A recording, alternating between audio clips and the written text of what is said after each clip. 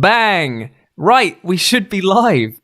If the tech has worked, Mikey's missing, but we are still live. Hello, everyone. welcome to Live and Let's Dice. Yes, it is way too late in the game to just realise that was a much better pun than anything I came up with. And yes, Lawson definitely did suggest it on day one of coming up with our names. Hope everyone is well.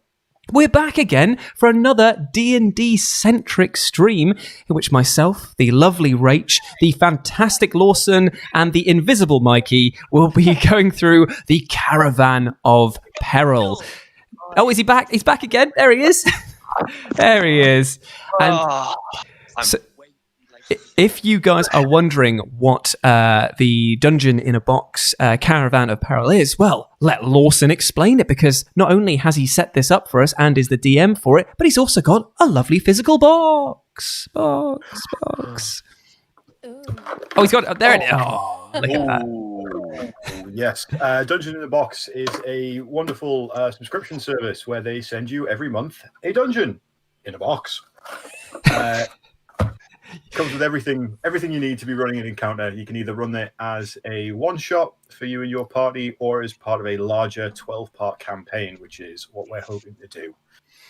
I mean, I think that for what you get in the box, it's like you get the maps, you get the models, you get the setup and staging, and like tons of different options, isn't it? Because you were saying in our last session, which we'll catch you up on in a minute, that no two play sessions would feel the same because of how many different random encounters you can add in.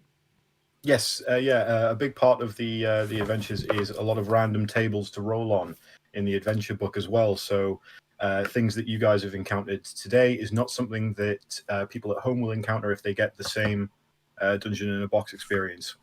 Now that is what I like to see. And as you can see here on the actual main screen, it comes with all the digital assets as well, which means that you can import it into things like Tabletop Simulator, which is what we're using today.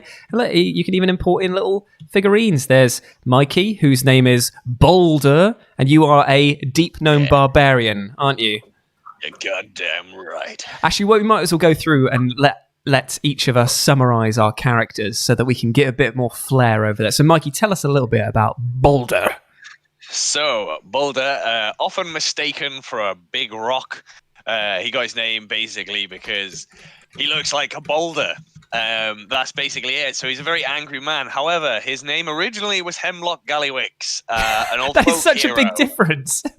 Oh yeah, he's just he was a folk hero who saved the Gem Keep from Cran Dragmire, a local tyrant and general bastard of the land. So, but that's been long forgotten because of his grey skin. He's been a bit marginalised. Well, feels a bit marginalised because people just keep referring to him as a boulder. So it's just found it easier to take on that name and leave the old legend behind, but respect the path he's walked. Oh, very nice. So he's a historied adventurer with a lot behind him, but he's not letting it hold him back for future encounters. Rach, why don't you tell us about your flight of fancy that is FLIIK? FLIIK is very green. She's not really seen a lot of action, a lot of adventure. She grew up in a life of privilege, and now she's determined to go out and see the world and sort of cut her teeth, which is interesting because she's a bird and she doesn't. So yeah, Druid in training, really likes nature. Just wants to get out and see the world, but seems to have found herself traveling with these two lovely gentlemen. I love the fact that you're imagine being like going out for your first adventure and running into basically Mikey and my character, just two absolute mad lads looking for stuff to drink and stuff to kick the shit out of, and that's pretty much it. But yeah, you've fallen in with the right crowd, but potentially could very easily be the wrong crowd. Well, it'll definitely be an adventure, put it that way. Definitely. And I hear that you've got an affinity for animals as well. Is Evie still about? She is away. She's hunting. She's hunting. It's fair enough. If she comes, I'll tell you what, Lawson, write this in as part of the campaign. If Evie comes back into the room with a toy or something there, Rach gets something free. Like the familiar's gone and found something. Yes, I'll see if we can find a nice item for it to take away. Right, I'll sort this out. There you go. She's away for a nap, but we can wake her up. And to round off the party is, well, a 7-foot-tall, bold, massive giant called TORR, the Ember Walker, who I'm playing as. He's a Goliath monk. He comes from a very far-off land of ice and snow, and he's the tribe that he comes from, very religious, quite boring, but TORR never really fit in with them, hence he was always getting into trouble. So what they did was to remind him of his place, they tattooed some runic language onto his chest that is a sort of curse in a way to limit his outward aggression. So yeah, he's looking for kind of new adventures, new experiences, basically just to feel, to love again. Who couldn't love a giant 7-foot-tall grey guy like that, eh? And Lawson is obviously our shadowy and omnipresent and omniscient DM. This is where you laugh maniacally, by the way. Yes, and don't forget, incontinent. Like Ben Rockwell. So yeah, to catch people up to speed with what we were doing last time. Oh, it says, Rach, you're a little bit quiet. If you want to turn up your volume, your microphone. The Caravan of Peril, we were all requisitioned to be guards for a series of caravans that were going on a very long route. What's the name of the road? In fact, I can probably get to the map now and show people. There we go. So we were traveling down the long, winding road. Long road. Also known as the old trail road. Yeah, a long and lonesome road. And then all of a sudden, a little pixie came out and offered us berries. Mikey took the berries. The berries proved to be very useful, though, because later on in our quest, we ran into an owlbear called Crumbles, who Mikey... yeah, it probably wouldn't have been cute had Mikey not got the berries, but still, that was quite lucky that we did. And by the way, just to give a huge shout out to Jenko, who did our artwork that you can see up in the battle border there. And what we thought we'd do is we'd provide it there so you guys can visualize what we look like, and also gives people an instant sort of reference sheet as to what we do. As time goes on, I might look to increase it by putting in our pros and cons and our best stats or our worst traits, but for now, just our names and our roles will probably be enough. I'm going to feel so sorry for Jenko if any of us die. And then he's going to redo it all again. Yeah, so God damn it. Lawson's next thing is just kind of like, a red dragon appears. So, oh, right, okay then. Marvellous. Oh, brilliant. So that's pretty much everything, like the condensed version of it. The video is on demand. You can catch it on the Live and Let's Dice channel if you wanted to go through and experience it from the very beginning. But until then, we should probably kick off with some round 2. What do you say? Hell to the yes. Excellent. Lawson, take it away. All right then, is everyone ready? Yeah. Hi, TJ, by the way. Ready. Oh, nice. Yes. Excellent, excellent. Yeah, so you guys have been traveling down the old trade road for quite some time now, and the end is in sight. You're only a few days' ride away. So after another long day of travel drawing to a close with the setting of the sun, the wagons have circled for the evening in a grassy clearing, just off to the side of the trail. Camp has been set up, the horses unhitched, and the wagons opened up to air out in the cool evening air. In the middle of camp, a cook fire has been lit, drawing together the hungry travellers. A hearty stew bubbles away, filling the air with its mouth-watering aroma. The caravan master clangs his ladle on the side of the pot, puts a hand to his mouth, and calls dinner. But he's cut off just before he can manage the full sort of, get here for food! Right. Cut off by the chilling howl of a wolf pack. Oh, God. Long, low, and nearby. Oh, dear. Evie's brought her mates. Evie's brought... Right, okay. Well, we got to spring into action. First things first. Can we just use the map to show us where we are? We all literally just around the campfire. Yep. This is the map for yourself there. So. Okay. So immediately, right. Where are the howls coming from? Well, we just hear them. So maybe do a perception check. Yes. Yes. Somebody wants to give me a perception. I'm going to do an athletics check and try and climb up on top of one of the wagons because I'm a child-sized gnome. Me and a pack of wolves aren't going to go down very well, so I'm going to do that. Okay, I'm rolling a perception check. I got 13 perception rolls off of. I got 14. Got 14, right? Okay. So what you can tell. Tyler says is seduce them, by the way. seduce the wolves. Oh God, no yiffing. No, this is not Animal Crossing. So, judging by the howls, you can tell that it could be maybe 3 or 4 wolves. Brilliant. And the noise itself is coming from the northeast of your encampment, so just over here. Okay. In order to, I think that the last thing that I'd want to do in order to get ready for them is I will advance towards that, making sure that everyone I pass, I order to get to the back of the caravans, get inside for safety, and then I'll take up positions ready to start fighting or dealing with whatever comes through. All right. Okay. Yeah. You already sort of like in the hub, but like the merchants and travelers and things, they have started to panic. But the caravan master Stonepick has kind of just deferred all like commands to you. Yeah. Because he's hired you guys under the expectation that you know what to do in these sort of situations. Right, I'm gonna roll my my athletics check to try and climb up on one of the caravans. Cool. Yeah, sure thing. Where are you, Mikey? Just on. Oh, there you are. +4. Oh, so nice. 17. 17. Oh yeah, you get to the top of Cha-cha. get up to the top. That's Findle's caravan, and you get up to the top there quite easily. What with it being quite a low caravan itself. Yes. Rach, do you have any ranged weapons? Oh, we can't hear you. I think your microphone's gone. Oh, sorry. I wondered why you were ignoring me. Sorry. No, it was me. I was muted. Sorry. I have a wand. Yes. What's the range on a wand? I have no idea. Well, it just says like I've got a melee weapon that's a staff, and then I know I have a wand. I can't see any kind of stats for it. Lawson, what do we do in this situation? Oh, equipment. Yeah, if you check under equipment, it should be there. If not, I should have sort of just. Okay. Because because obviously you can fly, so I was thinking you could go up, and Yeah, I was. That's why I was like, "Do you want me to go and check it out?" oh Yes, right, that was sorry. Right, okay, yeah. Let's just start picking up wolves and dropping them from a height. Yeah, smash them mean, against the it's- rocks.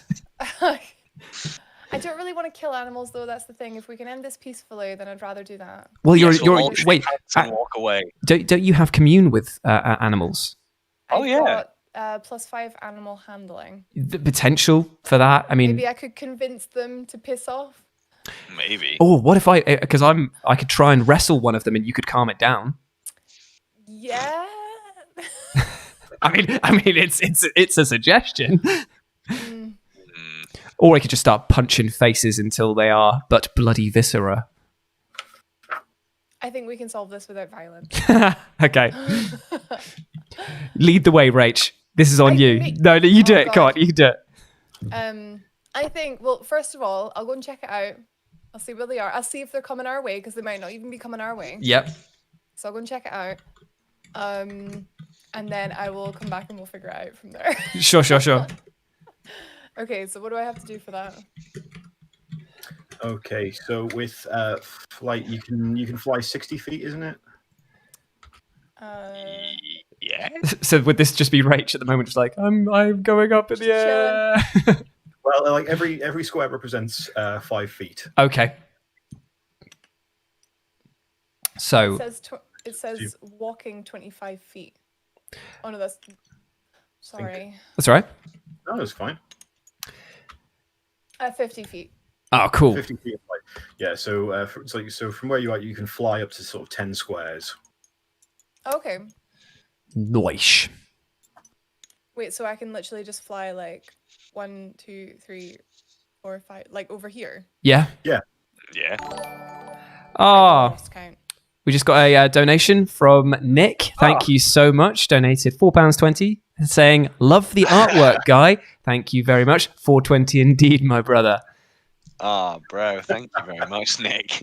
That's the artwork was done by Jenko, and I'm sure that if he links his Twitter profile or other work in there, we'll get one of the moderators to squeeze it out even further. There we go. Yum. Flying.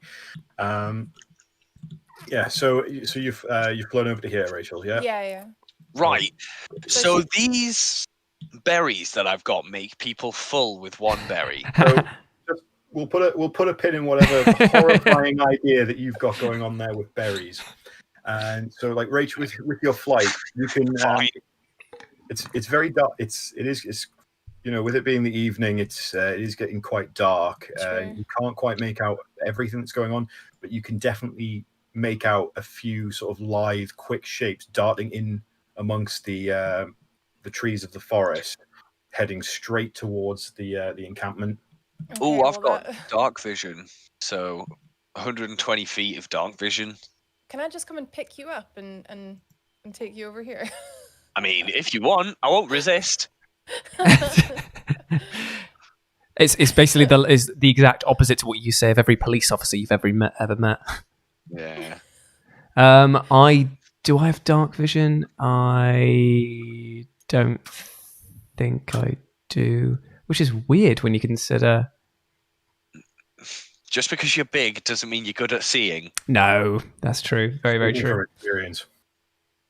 Well, we just batten down the hatches. I'm going to right. So if we're all going to regroup over towards this caravan here, if Rach is going to go pick up BULDUR and drop him over here, so we're all together.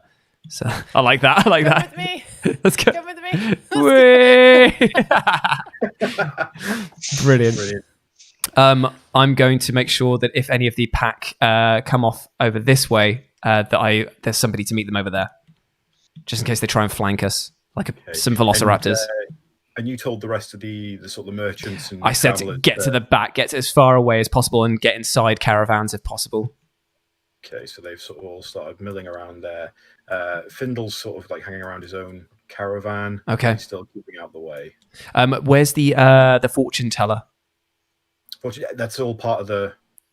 Okay, fair enough. So they've all made them. Yeah. Just assume that they're all like merchants and travelers and whatnot. Got ya. Shield wall, indeed. Okay, I think that I'm not sure what else we could do in terms of preparation. I mean, when you say the fortune teller, do you think she has any more of the fireballs in the bottles? Oh. That could definitely help drive them off. We could just leave like poisoned pools of water and meat. Actually, yeah. If do we have like torches and stuff? Because we could just wave them, couldn't we? Just like go away. Just wave our swords at them. Yeah, true. Yeah. Oh wait, let's just kill them. It's food. Actually, we do need to eat. And capes. That's true. Fur is always in fashion, apparently. Mm-hmm. Okay, then. Well, in that case, I want you all to roll initiative for me. Okay. Oh, the Wee Freeman has just subscribed. Thank you very much. Thank you, sir. Discworld character. And also just a lovely thing. So Newt, aka Osley, has just popped up just saying that he helped me set up Nightbot before we started this.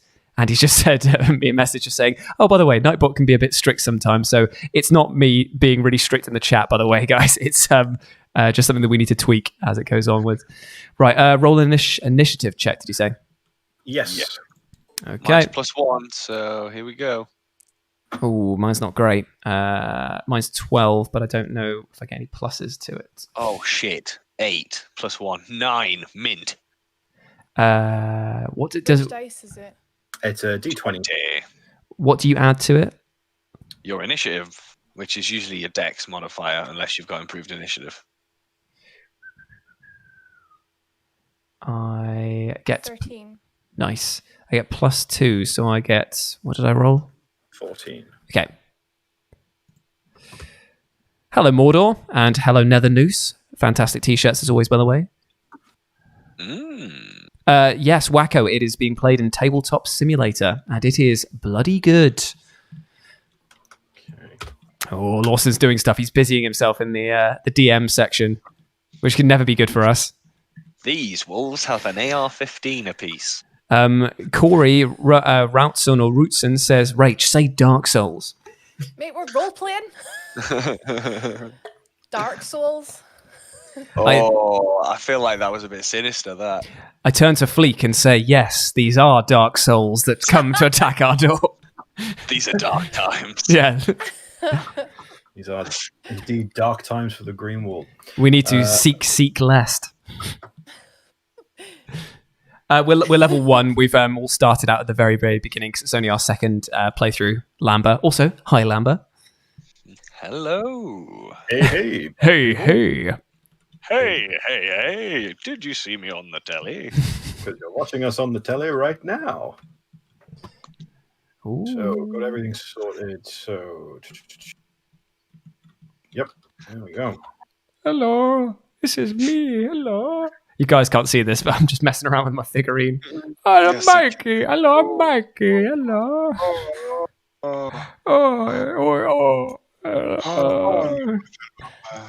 Oh no, whiffs! Ooh, they do not look friendly. They've If got my wolf scarves. looked like that, I would hit it with a spade. They've got flipping. They are groovy. Yeah, this one's got Got a like Mohican. this one's got like bloody scars, like tiger stripes all over him. Greenwald, man, it's a crazy place. Oh man, There you they're in. Oh, Yeah. I'm Lovely. gonna give him the business, like right in So the dish. The wolves come tearing out of the forest into the clearing, and one of them, what you seem to be sort of the one that's leading the other two, just in one fluid motion, darts under the caravan Oh, sugar. Oh, we're on top. and comes through out the other side. The other two sort of stop because they've both clocked eyes on the gnome and the bird, and they've started like The gnome and the barking bird. away. We look delicious. Right, it sounds like the best hipster pub ever. The gnome and the bird. The gnome and bird. It's the new detective show, clearly. Yeah. Lawson, if that wolf alpha has just gone underneath the wagon, I am sprinting using my athletics straight to take it right down. Put that back. Yeah, you can't just take the enemies. Stop moving. I love that. It just kind of like the enemy appears here. It's like, no, it doesn't, and you just move it away. Yeah. Stop giving that wolf the spins. No, but that shows how angry he is. Yeah, he's having a paddy. Tyler says, that's a mean-looking wolf. I didn't even notice the big one until I moved the wrong one. Oh dear. So first up in the initiative order, we actually have the pack leader. Oh, damn it. Yeah, unfortunately so. So the pack leader is gonna go. Oh no, it's going straight for the merchants. Yeah, it's going at a full sprint across, but that is as far and fast as it can go. The delicious old people. Yes, it can smell mothballs. So it's going there, and now Jules. Okay, I am definitely out of range. I do have an athletics as my special. I don't know if that affects how far I can run, but I doubt I'll be able to catch up with it. I have... Do some hardcore parkour. Yeah. Why you whistle on it? Whistle really loudly and see Well, the if thing... it comes around. I've got my special skills that I've got are just like martial arts, unarmored stuff, natural athlete. I don't think that I would be able to because I've only got a 30-foot walking or running. So I'm going to have to leave that to one of you guys. And instead, I'm going to try and help you guys out by absolutely ram raiding this wolf up here. And I'm coming in as many fists as I can throw at that bastard, which is 2. Can you not use key points yet? I don't know what that is. It's probably not yet. Oh, also, we have just had a donation come through from Mordor U, donated £5 to the super chat saying, seduce the alpha, assert dominance. Oh, I think I'm going to have to. I was gonna say Yes, it please. might work. T-pose a wolf, Mikey. See where it gets you. You know who else has just joined in the chat? Bloody Ash Millman's in. Wait. She stopped on by she heard wolves coming in, so she thought, oh, get a bit of Sly Cooper puss. Jesus Christ. The ginger menace is here. Right, yeah, I'm going in to absolutely pound that strange wolf, as it were. Okay, then. Wow. Yep. Yep. Yep. You were accusing others of having wee fetishes. And I'm going Did you to... go and pound him? And I'm going to yell as I punch it. Yiff this. Oh. Oh dear. Right. Okay. Yep. Roll your attack. Yes, Daddy. Okay. Daddy. Okay, It's so not that. It's if you hit the dog and it just goes woof. And just, yeah, it makes a sort of weird name, just like woof. woof. Okay, so I've rolled an 8, but my proficiencies for my unarmed strike, I can make a bonus attack action with another unarmed strike after this, so I get to roll that twice. Is that correct? It is +3, so 8, 9, 10, 11 was my... 11. Okay. So you do clock it, but it's shaggy hide that seems to sort of just not give much of a crap that you've just thumped a dog in the ribs. Fair enough. Can I make my bonus attack action, or do I have to wait until later on in the attack chain? No. If you've got a bonus attack, you can use that now. Oh, here we go. Come on, big numbers, big boy. Come on. Kick it in the lipstick. Oh, 1! No! It was on 17, so I've just absolutely pied myself off into the face then. So you've attempted to, for... TORR, come on, dude. It's one of these things. You know how wolves have got like teeth and claws and like basically 5 of their 6 ends are dangerous. Yeah. You No. try to punch it in the mouth. It's already barking, snarling, and snapping as it is. So take 1 point of damage. God damn it. It sort of gashes you across the knuckles with its jaws. Fuming. Okay, right, down to 8. Okay. So next up, we have Rach. I have no idea what I'm doing. Oh, actually, Lawson, I think I absolutely bungled that a little bit. You bungled your whiz. Yeah, I bungled my whiz. The first attack I did, it says unarmed are +5 to hit. Is that a +5 to hit? And then I add my strength modifier on top of that? No, that'll be the full. That's the full thing. Okay, so Strength and 9, 10, proficiency. 11, 12. Okay, I would have rolled, what did I roll before? 12. I would have rolled 14. Don't know if that makes any difference. 40. Yeah, that would be different. It's my mistake. I'm happy to play on without it. No. Roll the damage for that one. This is 1d4 +3 bludgeoning. Is that actually Adam Pacitti in the fucking chat? You absolute lovely man. If it is, if it's just a bot, I'm very upset. Sending it on behalf of Pacitti. 1d4 +3. Oh, it's 5 damage. 5 damage. Oh yeah, and I'm going for the legs if I can choose where to hit. Of course, you're going for the legs. I was like, I'll allow you to describe your own attacks. Oh well, can I describe this attack? So originally I was going to run up and like literally punt it like a football, but as I get closer and I see that sweet leg, I dive straight in there and I fucking wallop it straight in the thigh. I give it the deadest leg. Like every school child around the world feels that dead leg. You know what I'm saying?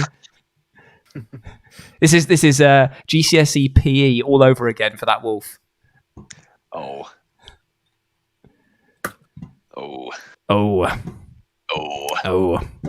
Big numbers.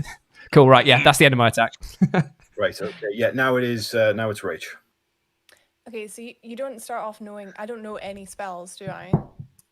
Are you a druid? Yeah, I'm supposed to You do it. It says I don't have any spells. I have a staff with a 5-foot reach. Mm-hmm. Poke it in the eye. Strike. I could poke it in the eye. I'm on top of the wagon at the minute. I mean, there's that alpha one who's going for the old people. That's what I'm thinking, because if I can for the old and throw something at it. Just pick it up and put it in the fire. I mean, I could fly over there and literally just pick it up, but I think that would be of great danger to myself. No, you do have access to some spells.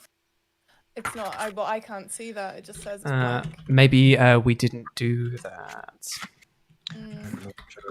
Spells for you. It's fifth edition, isn't it? Yeah.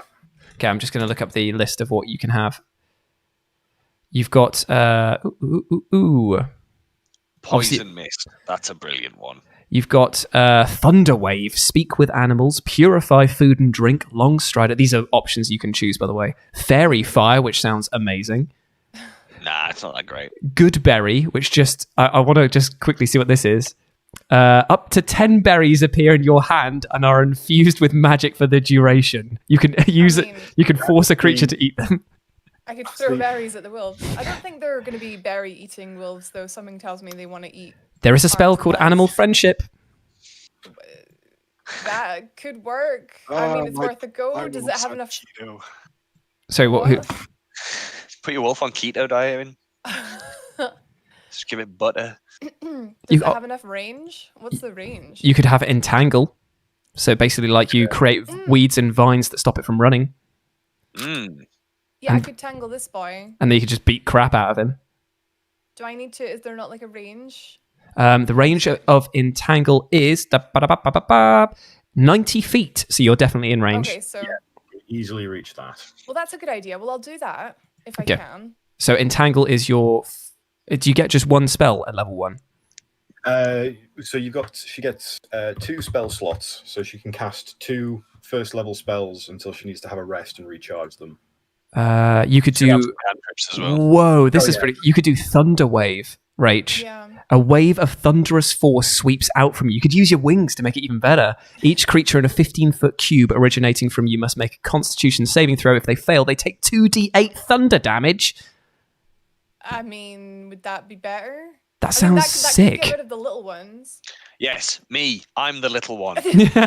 No, surely it won't hurt. No, it's a 15-foot cube. So if he was standing in battle, okay, if you used it on this wolf here that's next to me, I would also get hit. Oh, okay. There's Fog Cloud. The rest of them are detect magic stuff and healing stuff. So depends if you want to be like a support character and have some healing as well. Oh yeah, I was gonna take a heal, but then I never saw any of that when I was building up. Cure wounds or healing word. I don't know what the difference is. So I'm just quickly looking them up. Word you can use as a reaction. So as part of your turn, you can still heal somebody. So she'd still be able to attack and cast. That's cool. Good. That's very cool. And then cure wounds is basically just it takes a bit more effort to get it off. You'd have to sort of dedicate an action to use that, but it does heal more. Cool. Okay, well, I really like the idea of just stopping this big one before he gets to the caravan. So I'll do that. I'll entangle him. What I've done is I've got both of the spells up for you, Rach. So if you want to reference him, I'll just read them out to you again. Thanks. Sick. Right. Okay, so you're going for the alpha wolf, right? Jules, what does she need to roll? And okay, so this is entangle. It's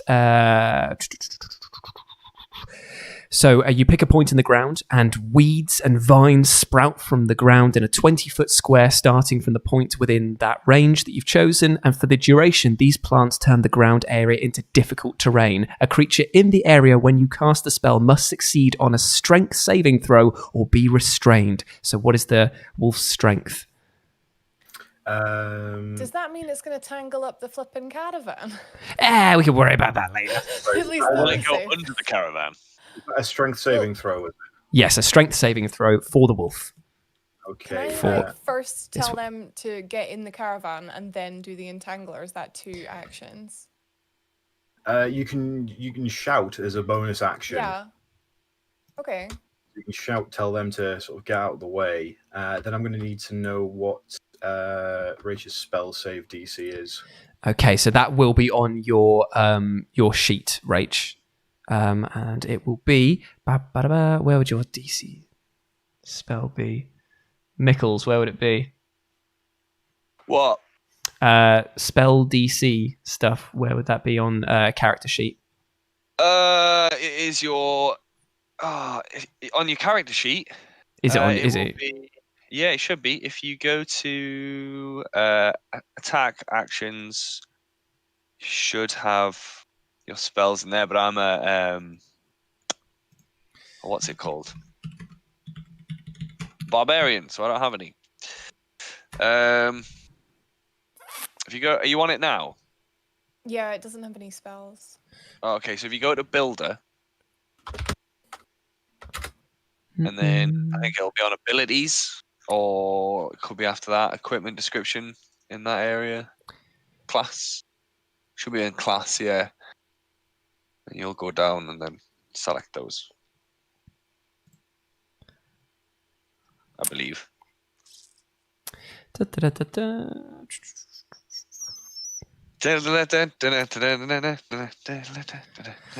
So apparently the spell save DC is 8 plus your proficiency bonus plus your wisdom modifier. I don't know. I'm sorry. I don't know. Oh, no, that's all right. It's okay. Let me just figure out what that could be. It's really complicated. Welcome to the world of D&D. Anyone got any advice? 8 plus wit, yeah. Yeah, so it'll be 8 plus the proficiency bonus, which is +2, so that's 10, and then whatever your wisdom bonus is. And your wisdom bonus is just if you go on your character sheet on wisdom, it will have have a plus or 2 or whatever it is. 3. Excellent. So that's a save of. So your spell save is 13. Nice.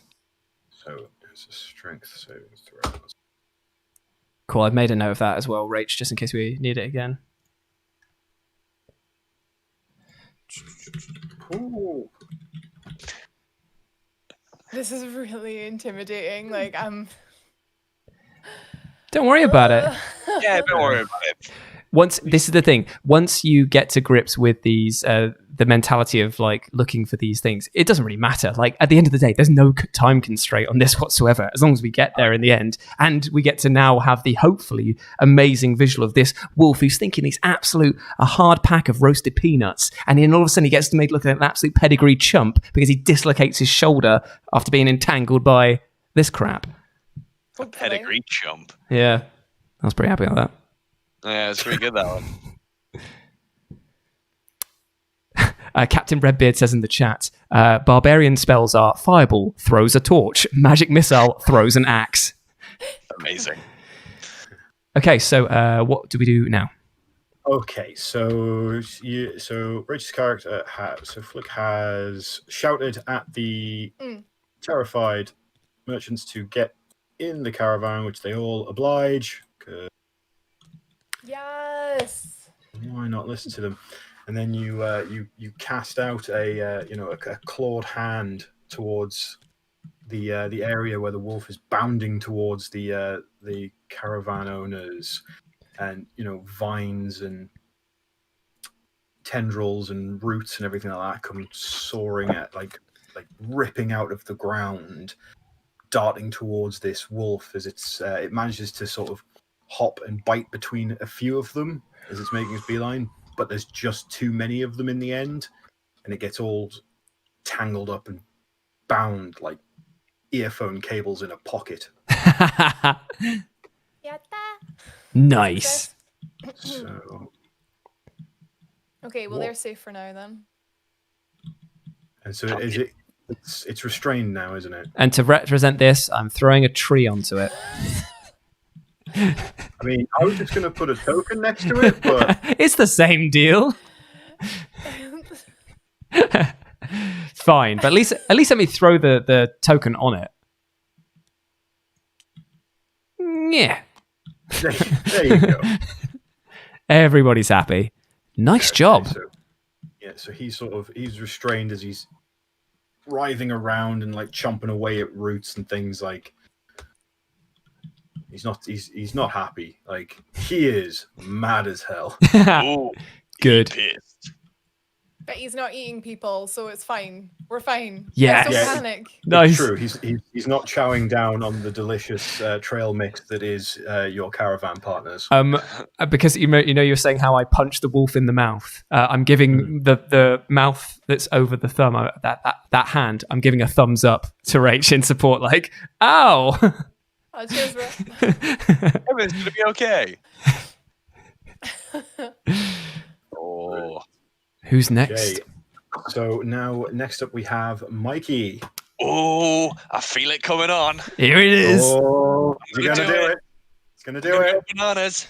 He's going Oh. bananas. Right, I'm gonna bust out into a mighty rage, like the what was his name? The guy's like, come on, Sam, Come on, Sam, I'll give it you.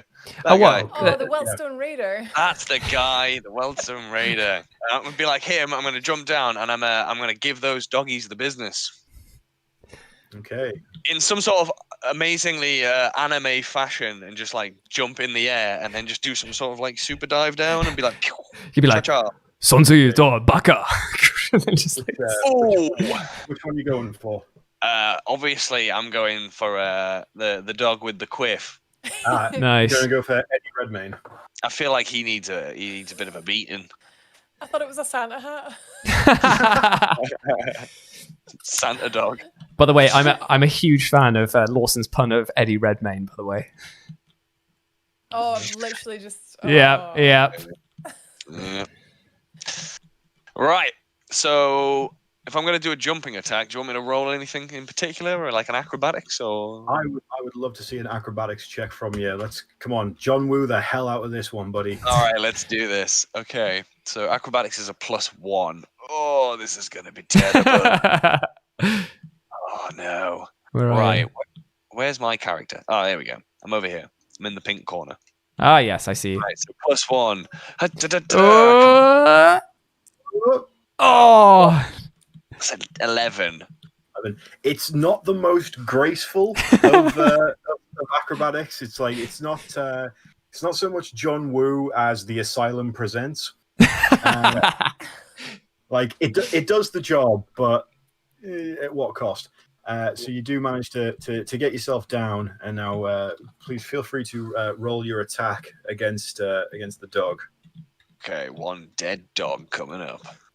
Lord. Don't roll a 1 now, mate. Oh, there. 14. That is 20. 20. Yes, that's a hit, sir. Roll your damage. 2d6 plus 6. Whoa! 1, 2. Ah. Fuck off. That's 9 damage. 9 damage. Okay. So you have like come down with an like almighty shriek, and and cleaving your broadsword right down on the skull and back of this wolf. It is it's still alive, but it really wishes it wasn't. He's attacking. That's so cute. Ha-cha-cha.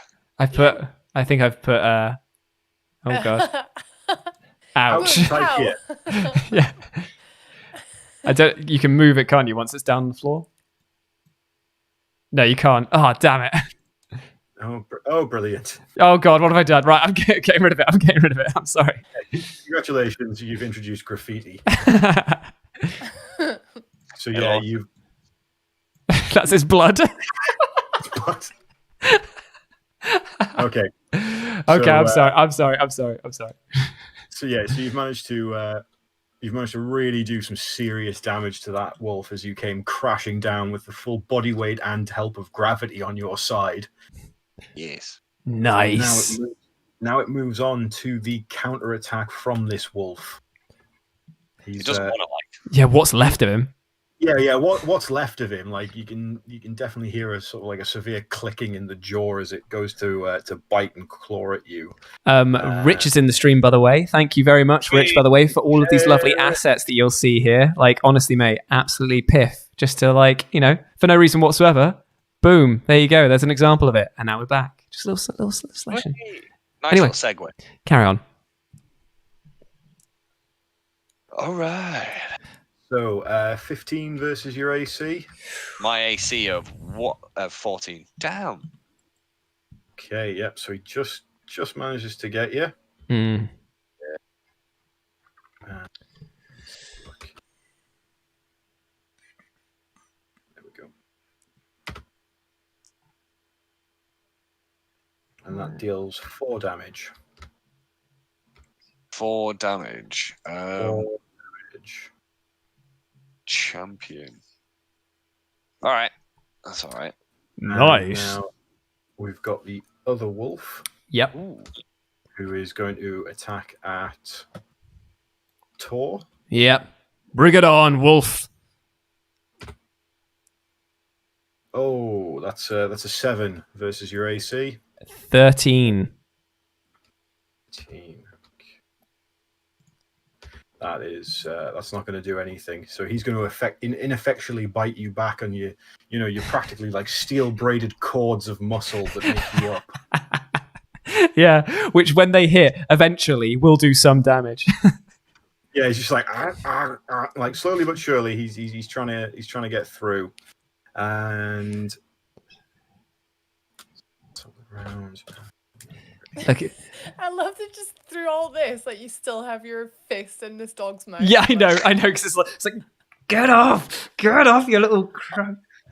Obviously, all this is all happening like very fast, but it feels like it's really slow, like to us. So it's just like to think that you've just been standing there like that this whole time. The way that like D&D, somebody explained to me the way that D&D combat works is it like all happens at once, but at the same time it's like bullet time, so everyone's just like taking in all the minute details. Yeah, each round takes 6 seconds. That's mad when you think about it. Yeah. Okie dokie. So, and this wolf, the alpha wolf, is going to try and shake free. Oh no! What's it going to do? Oh, yeah, little bugger. Oh yeah, it just manages to shake off. Oh no! Things. Actually, Lawson. I was raging, so I was resistant to bludgeoning, piercing, and slashing damage. Oh, right. Okay. In that case, then half the damage. It's only 2. All right, that's okay. And he's going to start running round. No! To Findle. Not Findle! Not Findle, Din, Fizzle, Findazzle. The greatest. Fucking drop a caravan on him. Put that caravan down. Yeah. Oh, we just had another donation from Angelix. I am the one who farts on the dog. Thank you so much. Oh, he's too stinky. He's too stinky. He's too stinky. Always too stinky. He's a stinky dog. Thank you so much. Can people do me a favor and let me know what their passive perceptions are? Passive perception. How would I? Yeah. It's only like 8. Oh yeah, mine is 11. And Rach. 13. Whoa! Wowzer. Well, looks like somebody's perceptive. I have a little thing on additional skills where I've got +3 perception as well. Noish. Cool. I guess it's because you've got bird eyes. Yeah, obviously. Okay, that's brilliant. So, What do your bird eyes see? What do your bird eyes see? They're taking the Bird. gnomes to Isengard. To Isengard. Bye. Don't kidnap me. Okay. So this this alpha wolf here is just going to start snarling away at Findle, and like Findle looks like sort of moderately concerned because it's a wild animal that's right up in his grill, but not like shriekingly concerned. He's sort of just like, get away, stop it. He's seen it all before. Yeah, he's just like, get naff off. Sick of you. He's just like sort of like kicking, like he's just like kicking like little like bits of detritus from the side of his caravan, like at the wolf, just like go on, shove off. Kicking stones into his shins. Yes, go away. I'm done with this. Right, let's get on with this. I want to put my fist through the dog's eyes. I'm God. sure you do, but first, Jules is going to have a crack at that. Do we not roll again for the next round, or does it just stick? No. Oh, that's cool. Okay, right. So to set the scene before I inevitably roll another one, I'm going because he's nibbling on my chest, on my hard pecs. He's maybe having a little suckle on my big Goliath nipple. I'm going to. Yeah, I've still got the kind of fist still wedged in his mouth, and I'm going to go, how cute, and then I'm going to pound it in the top of the head. Actually, I'm not even going to do it like that. I'm going to do it like a hammer, just like bang, like that. That's the plan, at least.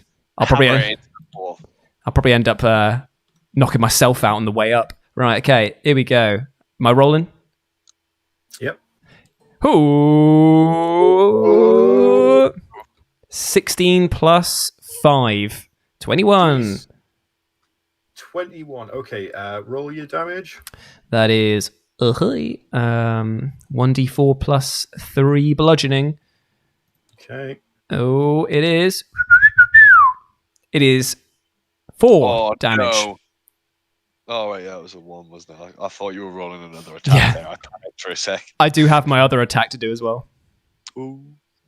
Am I right? Okay, yeah. Yep, roll your other attack. Okay, and then with this one, because I've obviously just bashed his skull in and he's opened his mouth just enough for me to do this, I'm literally going to go like duck to the side and then come across and just properly hook him right in the face. Come on, dead dog. 2? Are you kidding me? Okay, yeah, that's a huge miss. Yeah, that is awful. That's a big whiff. And that's a big whiff. Yep. I've bungled it. But that first strike has really like you've turned a lot of this wolf's bone structure into hummus. Like a pillowcase full of chicken bones. Ooh. Yes. Yeah. That's a pretty accurate description for how this wolf is feeling on the inside and the outside. Delicious. Cool. Okay. Yeah, and then we've got Rach. Ooh. Okay. I'm not really sure what to do. Can I do much from up here? Can I sort of like? So you. Because I've got a big long staff. Like in theory, I could poke it from up here. Yeah. Just Look, like if what you can do for me, Rach, is if you want to link your D&D character in the chat, and I'll take a look. Oh yeah, because then if Lawson has all of those there, then we can Ooh. Champion, right? So yeah, I'll get that open. I'll take a look because it might just be a case of that you've picked these things up, but they haven't equipped it. Because I know D&D Beyond can be a bit odd. So Tyler says, I mean, technically, when I hit the wolf in the head, his mouth should have closed on my hand harder with that, but that's fine. I'm made of metal. Captain Redbeard says, I take a swing and it misses so badly that a wolf 2 forests over gets hit in the face. I see it. The U wand is your focus. It's not like a proper magic wand. It's the focus for your druidic powers. So you're pointing that at people when you're doing like your entangling and things. Oh, okay. All right. Keep on rolling, baby. What damage does the quarterstaff do that you've got? It does. Quarterstaff, it will do 1d6. Yeah, it says 1d6. -1. Because tangling with an alpha wolf by yourself would probably be very bad. No, I was thinking I would help you guys get rid of these 2. Yeah, and then we can all go over. Yeah.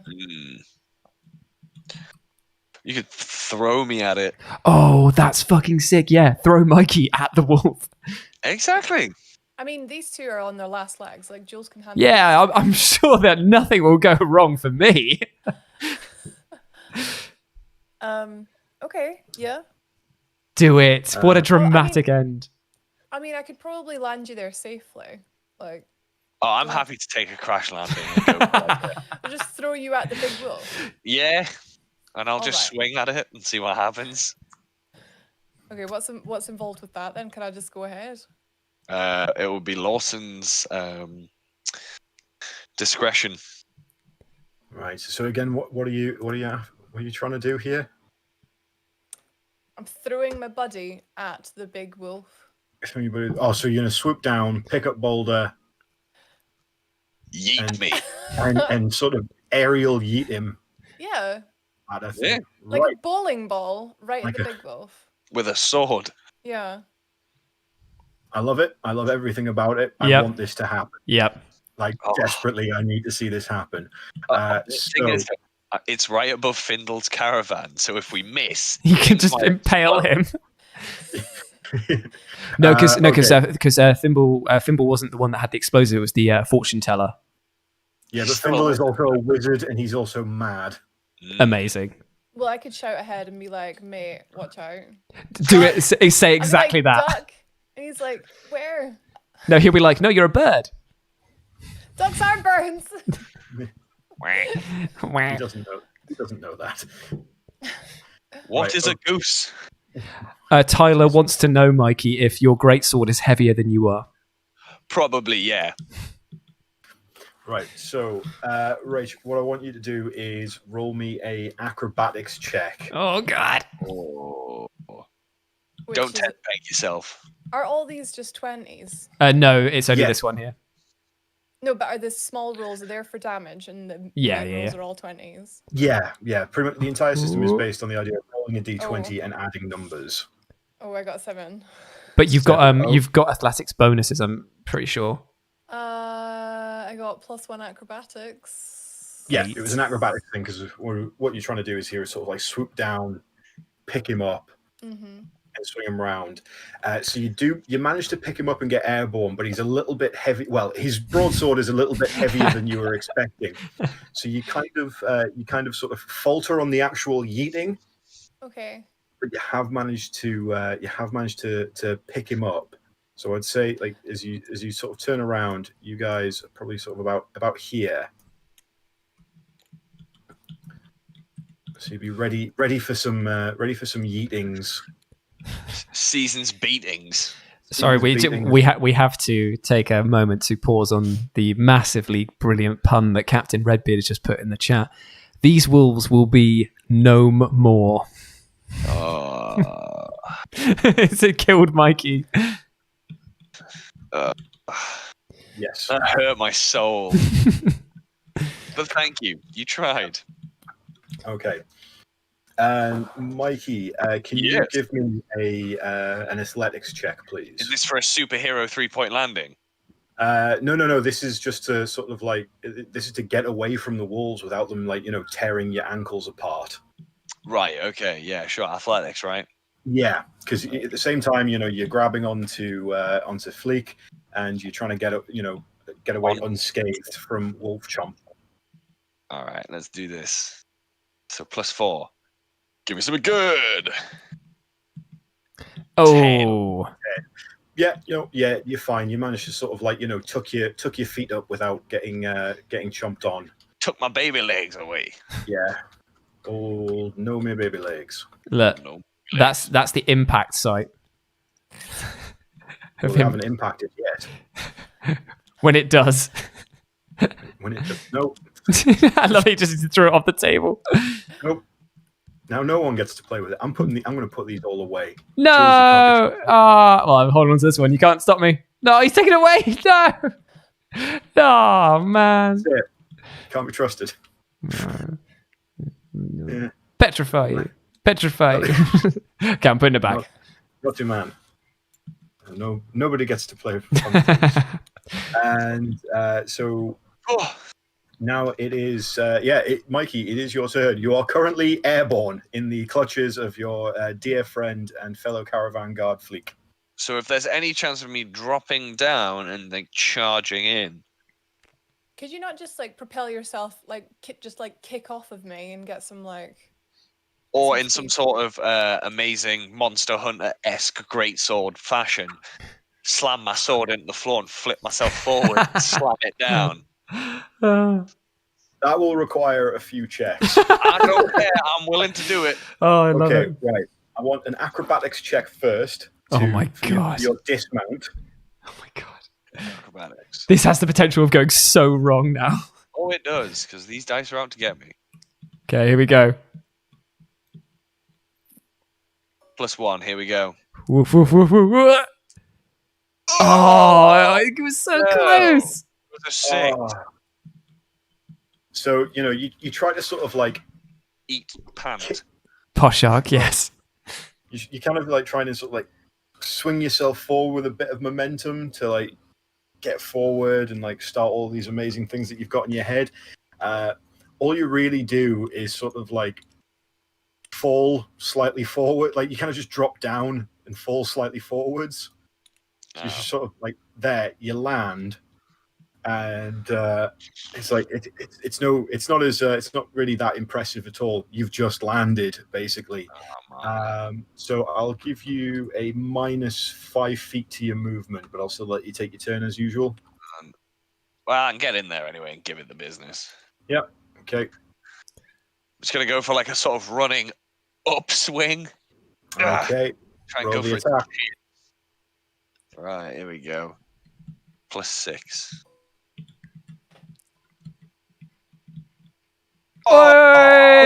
Oi! Ba-da-da-da-da. Okay, that is a natural 20. Roll your damage, sir, plus your Ah. extra damage dice.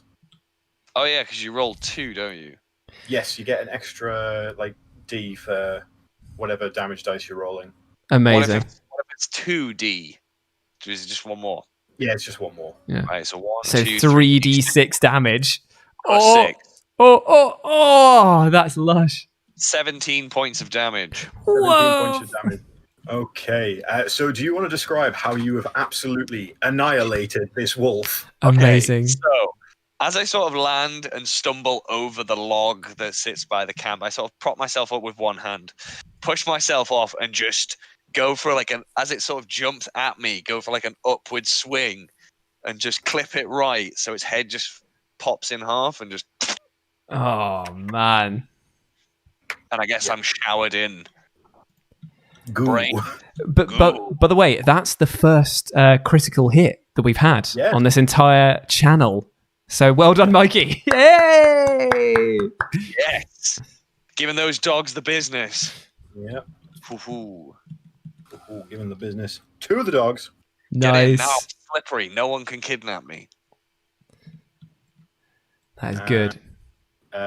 Sorry, what was?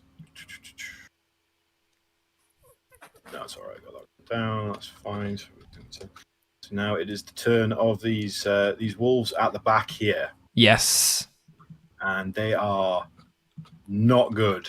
Like, they are not in a good way at all, and they are in fact disengaging and Oh. running back into the forest. They heard the death howl of their leader, and they just turn tail and run. Tear ass out of there. Yeah, they just tear ass out. Our XP Yay. is getting away. Yay. Oh, the XP. Come back here, you precious chunks of experience. Right. So they just turn GG tail. team. Yeah, we did it. We did it. Okay, dokie. And let's see. Mikey. Yeah. Mikey Yeah. and Rach, can you both give me perception checks, please? Yes, I Uh-oh. can. Spadudios. I love the blood that you've just drawn there. Just roll a normal dice. Yeah, just a d20 and then add your perception. Perception is. Oh. What did I roll there? An 18. 18, yeah. My perception is +3. So 21. I got 11. 11. Okay. So you're still sort of riding high off your like barbarian rage. The So blood pretty- boner. Yeah, you've got your blood boner going on, so there's not a whole. You're not really paying attention to much that isn't covered in claret.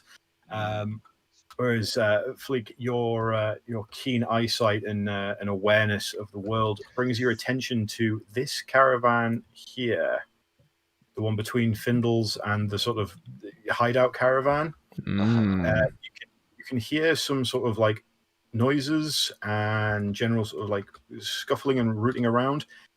You can also faintly make out that the caravan itself is sort of rocking very slightly, as if being moved from the outside and in. That doesn't that's sound like good. Dark Souls 2, so we're not opening that. Yeah, okay, so probably gonna have to go and check that out. Here we go. Whose turn is it? My turn? It's Jules. Yeah, It's your turn. Do I But have if you that? guys, But if you guys, as anything as a free action or anything like that, you feel free to call out any information that you have. Yeah, like I was about to say, I don't know this, so I can't act on it. Oh, right. Hey, TORR, there's some weird noises coming from that. I shall investigate. I'm going to sprint over there. I don't. So it's 30 foot, is it? Push it over. Everyone should be in that Sprint other is your double speed. So 60, and it's 5 foot per square, isn't it? 5 foot square, so you've got 12 squares. I'm by the campfire pretty much. Was there 1, 2, 5, 6, 7, 8, 9, 10, 11, 12? Because I'm over there. Can I see anything more now that I'm slightly closer? You can't see too much because with the caravan sort of obscuring something, like you get the general sense that there is something behind the caravan. Okay. I will possibly inside this caravan, but you can't make out much else yet. I will. Are we allowed to use a free action just to talk, as in like? Yeah. In that case, then I'll make a shout towards the caravan and just be like, "Come out! You are completely surrounded." Just in case there was a human inside. Or wolves could speak English. Listen, man. If it's loud enough, then they'll be scared, or they'll come and check it out, and then we can batter them. That's how I normally, interact with dogs. Come here, come on. Boof. Boof. The word blood boner, not something I'm expecting in general conversation, says Porshark. Oh, get used to it. Oh, we move in very different circles. Yeah, his is covered in blood. Right, okay. Right, okay. And Rach, it's back to your turn, so is there anything you want to do? I believe that someone's just filled like a caravan full of like raw chicken. My people. I'm kind of nervous. I don't want to just like go over there. Can I guess, go and make sure everyone's okay? Yeah, I mean, like it's up to you. It's your turn. You can choose whatever you'd like to do or not do. Like, the problem is I don't really know the options, so yeah, I'll just chill. chill. So you're gonna check on the people in the caravan? If I can. Yeah, you can. Like, the way to think about it is just like in D&D, you can do anything as long as the DM then just has to say like what you can and can't do within the limitations. So if you wanted to be like, I'm just gonna chill for a bit, or I'm gonna fly in the air for a bit, like go sit in a bird bath. Yeah, just do whatever you want. Just take a load off. Okay. Well, I'll just go over here and just make sure everyone's okay. Walk around with your stumpy legs like pigeons have. Yeah. They are long, okay? They are not stumpy. The question is, long. Rach, does your character walk like this when she walks there? Yeah, she's got a wee bit of it. Yeah. Yeah. It's the spine. It's the spine. Yeah. But I can fly, so heck you. So, That's fine. So, as you come over to the caravan to check on the civilians, you notice a little. There's something underneath the caravan that's been moving. Not the caravan that you've checked on, but the caravan next to it over here. Mm-hmm. There's something underneath. Okay. Ooh. And guys, there's something underneath. by something, I mean someone. What? Who the hell is this? There's a little furtive-looking goblin with just a mean little face that's been looking out into the camp this entire time. Oh. Sort of having a look around. It locks eyes with you, Rach, and lets out an absolute blood-curdling shriek. And I have that effect on people. And begins to start barking some orders in Goblin. I speak Goblin. You speak Goblin. I do indeed. Right. Okay. So you understand, Jules, that that he's some kind of lookout, and he's gone. We're spotted. Oh Get the big lad moving. Okay. I'll relay that information to the other two as quickly as I can when it is my turn to do so. I think they've got mistaken with Big Lad for me. Because you are mobile and you are. Oh my god! I just saw the tile. like, what is this? What is this? It's Boss Baby. Oh my! It's Boss Baby. So now all pretense of stealth has gone, and you can hear a guttural sort of roaring and growling, like "Move the wagon, move the wagon." Oh my god! Let's pin him down and feed him these berries until he pops. Okay, well, To be fair, if you gave him more than one, that would give him an awful stomachache. Yeah, his stomach is looking pretty discontented as it is now. However, he looks fun to slice. Yes, let's beat the crap out of that bunny. 2 seconds here. They have a cave troll. Yeah. we have a gnome barbarian. We have a rock. Yeah. Holy crap. Go for the knees. Yes, I'm going to just punch him square on in the knees until they buckle in. Oh, these models are so cool. Jules, you need what's it called? It's not makeshift weapon. It's improvised weapon. Improvised weapon. That's what you need, so you can use goblins as weapons. I actually have everyone has that as a standard action, don't they? Improvise. I think it's maybe. I think it might be a feat. Improve it is a feat, I think. Yeah. Interesting. Improvised weapons. Right. But yeah, the models in the artwork is great because in the side you get the plastic tokens in the physical box. So cool. Which are these lovely hard plastic. They're still quite thick, but you can keep these in like a card folder or something like that. It saves having absolute mountains of minis for every occasion. Very nice. Very nice. Very nice. Yeah, all pretense of stealth has gone completely out the window. So 2 seconds. We're in the next sort of round of combat. So you guys roll initiative again for me, please. Right. Okay.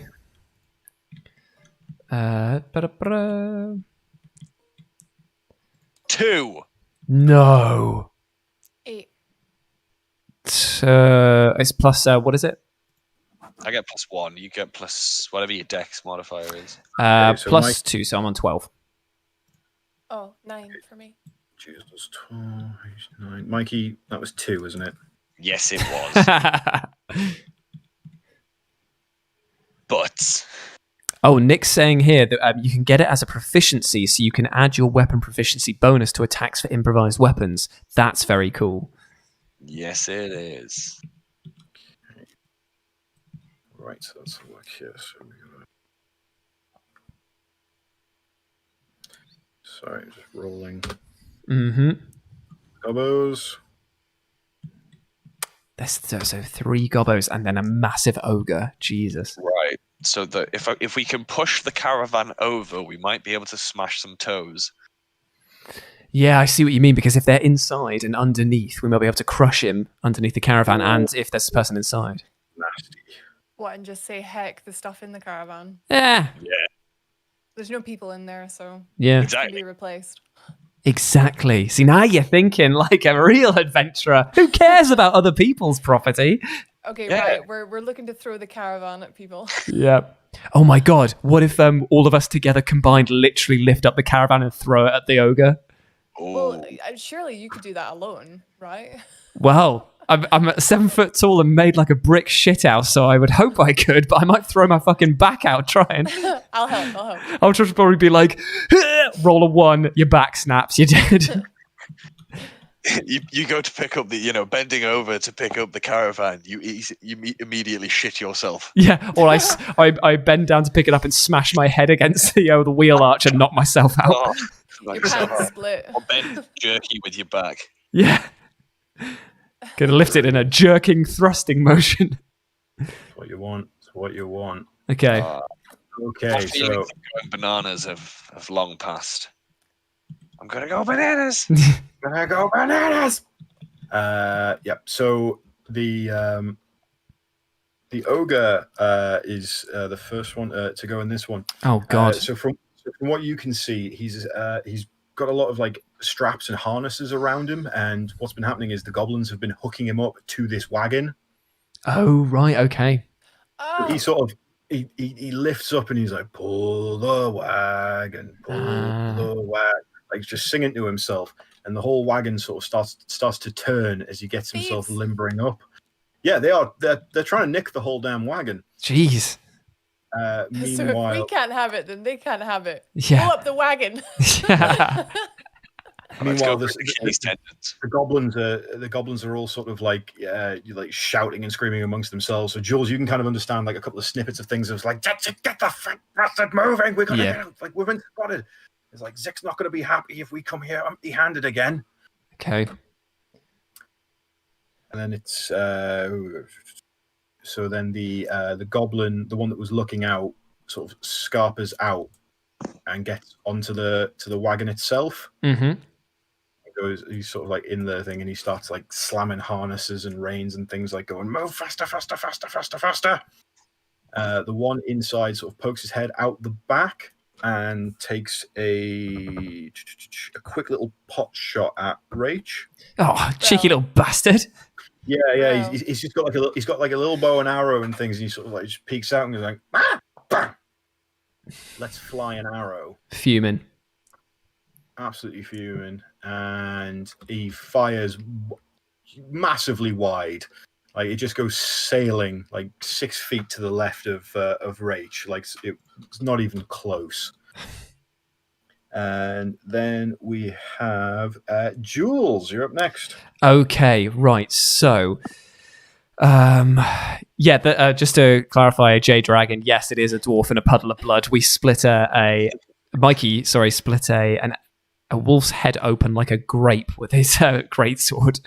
Like under a hammer. So if the ogre is strapped into this wagon, his movements are going to be quite restricted. So I think what I'm going to do is, can we assume that everything that is on the map is literally stuff that is actually there? Yeah. I'm going to grab this nearby hunk of wood, and I'm going to launch it like a lawn dart straight at the caravan, aiming for it to get in front of the caravan and stop it dead in its tracks, so that we can. All right. Yeah, All right. They're wheels. trying to jam it through the wheel spokes. Yes. Yeah. Oh, and Lawn dart. Eric Doherty, or if I pronounced that correctly, has just subscribed. Thank you very much. Thank you very much. So I will try and do that. What roll would I need for that? Give me a strength check first. Okay, my strength. Actually, give me an athletics check for the whole thing, actually. Because Okay. you're basically trying to caber toss this thing.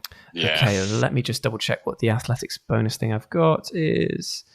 I have a proficiency in the athletic skill. That's all it says. Oh, but it's +5. Yeah, so you'll be adding. Okay, 5. here we go. Come on, something nice. Big number. It's 6 + 5, 11. 11. All right. Okay. So yeah, you managed to do it. It's not quite like dead on in the wheel spokes, but Mhm. you've thrown it. There is just there is a pretty hefty plank of wood now between the floor and the wagon wheel. So it's acting as like a block. Nice, perfect. Like a chop. Yeah, like a chop block. So he's the ogre is like he's still sort of like he's straining more to get the whole thing like turned, because he's like rocking back and forth because he's not clever enough to understand that there's something impeding him. He just knows that he needs to keep moving this wagon. Nice. And then with my free action, if there is one, I'm going to yell in Goblin, saying, "You picked the wrong caravan." Just try and frighten him. Caravan, you not? Damn it, Mikey! I need to get you to write all my jokes. Okay, Rach, it's your turn. Okay, so right, caravan stopped. Can I? I don't know. Are we looking to take out the big guy? Do you think? He seems like he's so stupid. He's not really in the fight. If we can take out the people controlling him, maybe we can calm him down. Maybe. Okay. Oh, well, yeah. I seem to be pretty close to this guy on the back of the caravan. If he's peeking out the back, I can sort of like maybe get him from here. Yeah. So I could literally could just like run over and like sort of reach up and Yes. try and hit him. Just twat him right on the head. Yeah, literally. So I've got a big staff, right? Yeah. So I use my staff, literally, not even going for damage, just to pull him out of the wagon, just whack him. Pull him off. Yeah, so like whack him so that he falls out the wagon. Yes, yes, absolutely. Yeah, whack him off. Imagine that, because then he'd just like fall out and just be like, "What's going on?" Yeah, Oh, so God. obviously it would do damage, but I'm doing it so that he falls off as well. But the best part is, if you poke him like hard enough, he may fall backwards so far he knocks the one off the front. Oh yeah, like a little pinball effect. So it'd just be like doink, doink. Like if I'm able to play golf with this guy and literally Oh my hit him God. into the other guy. What? No, not golf. What is Goblin golf. curling? Are we curling? Yeah. Then I'll do that. If that's a thing that we can do. I mean, I see no problem with it because you're on my team. Lawson just Right. has to like, what are the schematics for this? Well, because the other guy's on the top, isn't he? That's the thing. Yeah, he's on the top, and then this guy at the back is like in the wagon, right? Or is he on the top? Yeah. So this one here is sort of like in the on the driver's seat. Yeah, he's at the front. Where he's at the front, and then this one there sort of like poking out at the back. Right. Okay. So just to clarify, what exactly are we trying to do here? I want to give this guy a really hard thwack and try and like make him fly into the other guy at the front. Nice. I want Oh, right, both of okay. them to get knocked off the wagon. Right. So basically. you want to knock the bowman back with such force that he falls through the caravan and knocks the other guy out the side, Ideally. like the world's fleshiest Newton's cradle. This is like Yeah. it's like the B movie version of Shrek. Like if the Asylum did it. Amazing. Trunk. Right, I love this as an idea. Yes, give me a quarterstaff attack.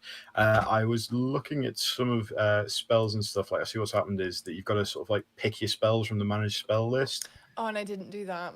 Yeah, so that's not happening. So I've taken the liberty. I think 2 good cantrips would be for you would be poison spray and shillelagh. Shillelagh. Shillelagh's Good. Shillelagh's great. She can use her spellcasting bonus rather than her strength bonus on a weapon. Yeah. Doesn't it basically make like a knot in the wood, basically like appear and grow? Yeah, Twats pretty on much. there. You become Brendan Gleeson in Gangs of New York. And who doesn't want that? Sure. Is it Brendan Gleeson in Gangs of New York? Yes. Thought so. And you got a couple of those spells. So Ha-cha-cha-cha-cha. yeah, you can cast Shillelagh as a bonus action. So I'll say for the purpose of argument, I'll let you do that as is, and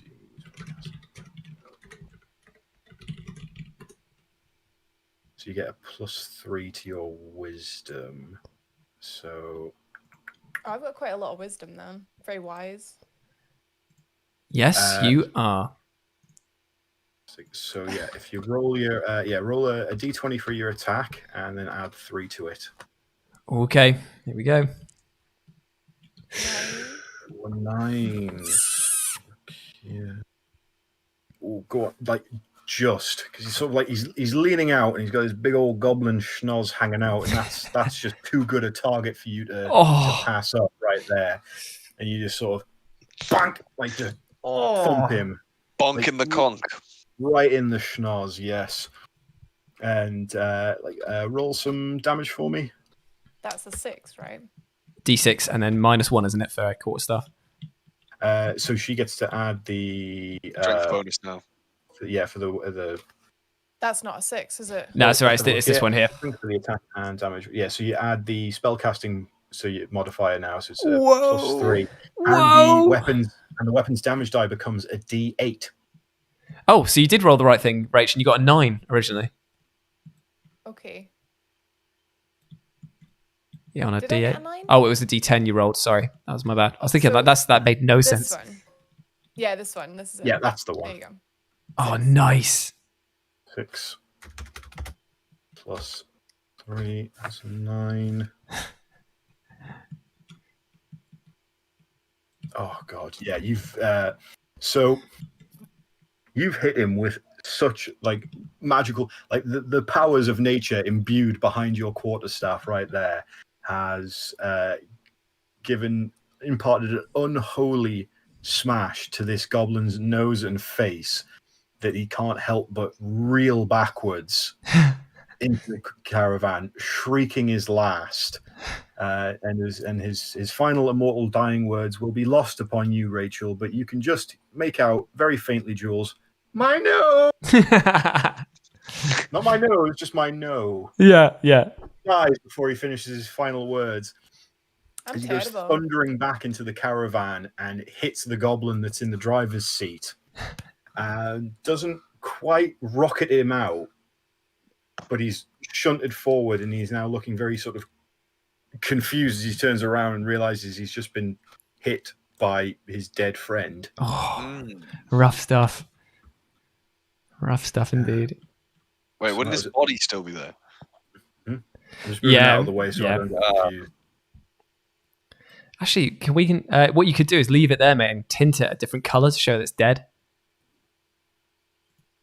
If you wanted to. I don't even know if that works. Let me just... Yeah, there you go. It's one dead goblin. That looks really cool. Right. So...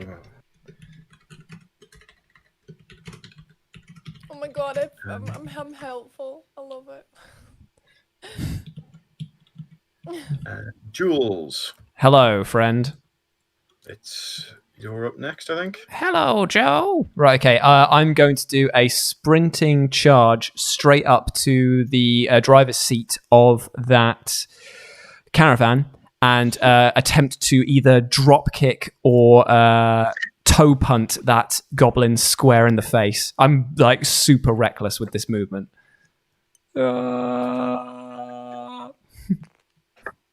Like Fabricio Verdum, just like a flying kick. Yeah, I'm aiming. I'm like putting everything behind this kick, so if it whiffs, it's going to be hilarious, like Charlie Brown on a banana skin style. Is it athletics or is it a regular? I would say it was athletics if you're going to try and do like sort of like a one-footed leap up. Yeah, why not? Why not? Eh? You're not really trying to go for finesse here. You're just trying to launch yourself. Yeah, power. Yeah, pure power. There is no real. Here we go. 16 plus 5. 21. That's definitely a pass one. Yeah. So you are careering through the air, heel first. Yes. So roll your attack, and I'll give you advantage on that one, just because you are a huge ball of flesh. What does advantage mean for the people at home and also myself? So you can roll 2 d20, and you can take the best. Oh, that is cool. Okay, so here we go. So the first one is 15 plus 5 because it's unarmed, so only 20. So might as well just stick with that. Or do I just roll because I might just get a 20 and obliterate? Okay. Yeah, you might get a with this one. So this is the second. Oh, 16, so it's 21. 21. Yeah, okay, so that's a definite hit. So roll your damage there. Okay, so this is 1d4 plus 3. Here we go. Ooh. It's 5 damage. 5 damage. Okay. So like while it does have the power, it doesn't quite have the accuracy that you were hoping for. So like you kind of like end up some of the damage of your hit is mitigated into the actual like wooden support beams itself, but you've still managed to clock this goblin like square in the face. Amazing. Take that, you goblin shit. That's what I'm saying. Yeah, that's in goblin. Try driving a coach now, you fanny. I'll just be like, take that, crime, you shit. And okay, so this goblin that was trying to sort of sort out the harnesses and things, he now sees that there is a large mountain man actually in the caravan, on top of the caravan as well. So he decides to like reverse his original decision of hooking up the caravan to the ogre, and now starts like unhooking the caravan. You notice, Jules, that because you're so close to this one that was dealing with the ogre, that he's got a large like sort of backpack on him, and it's jangling quite loud jangling at this point as he's desperately trying to sort of like pull away the reins in the quickest way he can possible. There's no real like rhyme or reason what he's doing. He's just sort of panicking and trying to get all this My- harnessing off. My slow globe connection. Bring it back. Mikey. Oh, right. Well, I'm sort of round the corner from the business, so I might have to get like a sprint on. There he is. I guess go for some sort of jump. I can't aim for. You can't call cold shots in this, can you? No, it's not Pathfinder, unfortunately. But so I kind of want to go for his leg, like go for like his Achilles tendon. You know what I mean? Yeah. As you just as like before you make your attack and things, as you're sort of sprinting round, Findle's got to the back, like he's clambered on top of his caravan and he's watching everything with great intent. And he shouts down at you and things. He just goes, "No, he's like, be careful! That's an Ungul ogre." What is that? If anybody has nature and wants to do a quick nature check, I love the way that Rach just like springs into action. Nature? Oh yes. 1. Nature. Is that going to do much? Like if I have +1? I got +5. Oh, there you go. Whoa. Whoa! Oh, I got 12. 12. Okay, so you know a little. You've heard of Ungul ogres before, Right. You know that they're sort of like a subspecies of ogre. They're sort of known for being quite docile. So rather than like normal ogres being very quick to anger if it's pointed out how stupid they are, Ungul ogres don't seem to have that sort of quite level of aggression. They're thick as mud, but they don't really seem to care. They also have they've also got because the area that they come from was originally very sort of like magically inclined. They have different physical characteristics to them. It's very common to never see the same type of Ungul ogre twice. Okay. So you notice like this one specifically has very sort of mule-like features. Yes, he's got like long ears. Mm-hmm. Cool. Right. Well, I don't like little bongo boy next to him.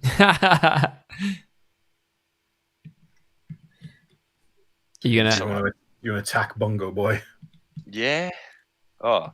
tax him so hard that he falls over? Ah. Yeah, I'll give bongo boy the business. Yeah, give him the business. Yep. Yeah, I'll just sort of go in with a sort of lunging hack. Watch out. Right. Let me give you the business. Coming in hot. Ooh. Piss off. That is a 15. It's not That's bad. just corpse. Yep. Yep. That is a 15. Yep, you just managed to hit him. So roll some damage for me if you'd be so kind. I'll give you the damage. Yeah. Bloop bloop. Oh no. 9. 9 damage. Okay. I love that even with Mikey's lowest roll, he outperforms me in damage by like some considerable margin. He There's a little ball is of anger. like what was once one goblin is now 2 half goblins. Right. You know? Amazing. You've absolutely like just destroyed him, mind, body, soul, and booty hole. Absolutely destroyed. So there is one panicked goblin that is Underneath Jules. underneath Jules. He's pommeling him and kicking the hell out of him as much as humanly possible. I say we capture him.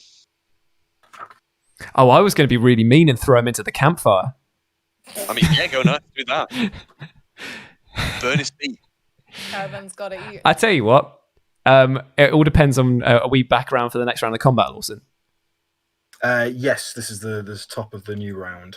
So he was issuing the commands as the lookout, and he was talking to the big ogre.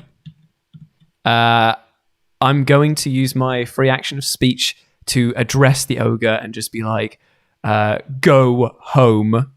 and like signal to Mikey to like start unchaining him so that he can just go. And I'm going to grab this goblin, kicking and screaming towards the campfire so that I can interrogate him using hot pokers. Fair. Where are the chains, by the way? Are they round its neck, maybe? It's pretty much like sort of like all over him. Right. It's more of like sort of like a harness or a yoke kind of thing. Like it's bits of leather, bits of chain, bits of rope. It's just like anything they've managed to sort of scrape together to lash him to whatever wagon that they're trying to nick. Right. Looks like meat's back on the menu. Yeah, I know. Yeah, I saw that. So, What do I need to grab this goblin that I've half pummeled and start dragging him? Well, you unfortunately you'll need to wait for that because Ah. back at the top of the round. Oh, he goes first, doesn't he? Yes, the Ungle Ogre is going first and things, and now he has a lot of. He was pretty sort of like docile before. He was just like waiting for everything to move on and happen. But now, with all the commotion, kicking, screaming, and violence that's going on around him, it's kind of stirred him more into action. And Bollocks. he's just like he sort of like lets out a big roar, and he's like, "Pull the wagon!" And just I said, pull it. yes, and then just starts charging forwards. Oh, God. Trip him up. He starts charging forwards, and there's still a couple of still a couple of like bits of leather and chain and everything that's lashed him to the wagon. Yeah. Not as many as there were before, but it's still enough that the entire wagon lurches. So Jules, give me a dexterity check. Okay, brother. Because you're on the wagon, right? Technically, I. So this is 11 plus dex. That is 13. That's a 13. Okay, so that lurch kind of just like sends you reeling back. Okay. So you're knocked prone just next to the caravan on the floor. Cool. How do we turn? You can turn these on this side, can't they? How do you do that? Oh, there we go. Yep. Cool. Oh no! Yep. Been knocked over. And let's see about the other goblin. Oh, Jenko's just done a super chat sticker as well of a big smiling fox. Thank you very much, mate. Okay, and the goblin that you were on top of is now on top of you in much the same prone position. Both of you are rocketed from this caravan, Having a nice snuggle. having a nice little snuggle, and he. Check here.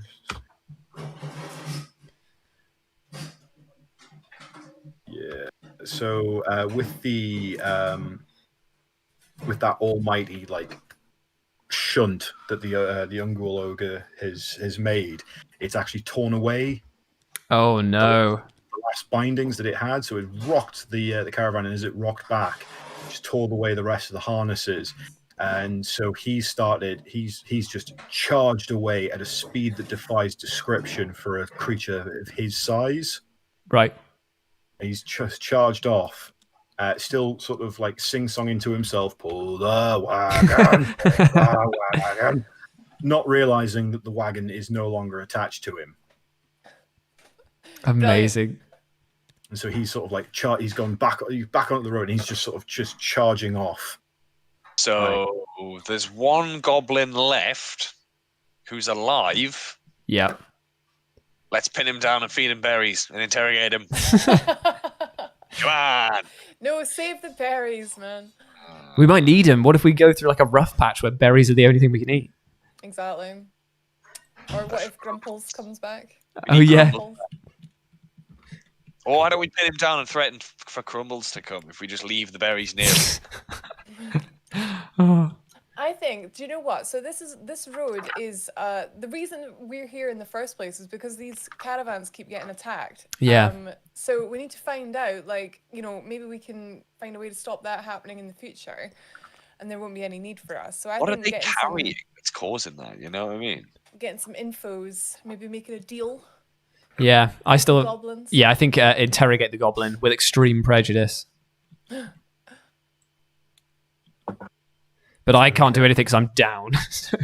I mean, you're knocked prone. You're not unconscious. Oh, I see. Right, okay. Like he's sort of like knocked on his arse as well. So at this point, really, like he's not in a good way after being kicked upside the head by Jules in the last round anyway. Yep. So I think, like for the sake of things, I'll say that the actual combat is over because this thing cannot put up a fight if you just want to tie him up and knock him sitting down somewhere. Yeah, that'll do. Let's sit on his chest. Do it. Sit on his face. Wait, what? Yeah, don't sit on his face. I am the one who farts. Feel the power of the weight of my ass. So we caught a goblin. Nice. It's like a Okay. very bad form of Pokemon.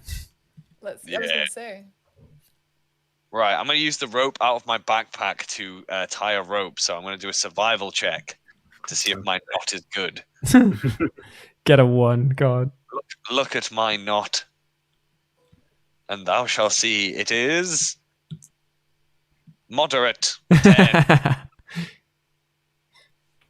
Oh yeah, that is a good solid like hostage knot. Nice. Brilliant. Nice. Right. Nice. Well, He's not going anywhere anytime soon. this is the thing, right? I feel like FLIIK is probably the most well-spoken and probably could... what I'm trying to say... I can speak Goblin, but I need you to tell me what to say because I'll just end up beating him. I'll just get too angry. Yeah, we can. I'll be your Zen. Yeah. That's fine. Maybe that's the reason why TORR is wondering all this. He's lost his Zen. He needs to calm down. Do you want me to start pulling teeth? I mean, yes. All right, I'm going to do a strength check to try No. with my bare hands. Oh, God. Are you actually... Yep. Oh, God. Like you said, we haven't even said anything. We've just literally, the first thing that we've done is gone up and started grabbing his teeth out. We haven't even said what we want. It's fine. Oh, God. Okay. Just let them know who's in charge. I got a 16, Lawson. What, to pull teeth? Wait, plus I got 20. Oh, my God. To pull teeth. Yeah. Jesus Christ. You pull out one of his teeth. Sound. Okay. But I would, I'm no doctor, but I'm just recommending I wouldn't keep pulling his teeth. No. I've only pulled one. I'm gonna interrupt now and just say, so now that we have your attention, why were you attacking these caravans? What caravan? I'm gonna say,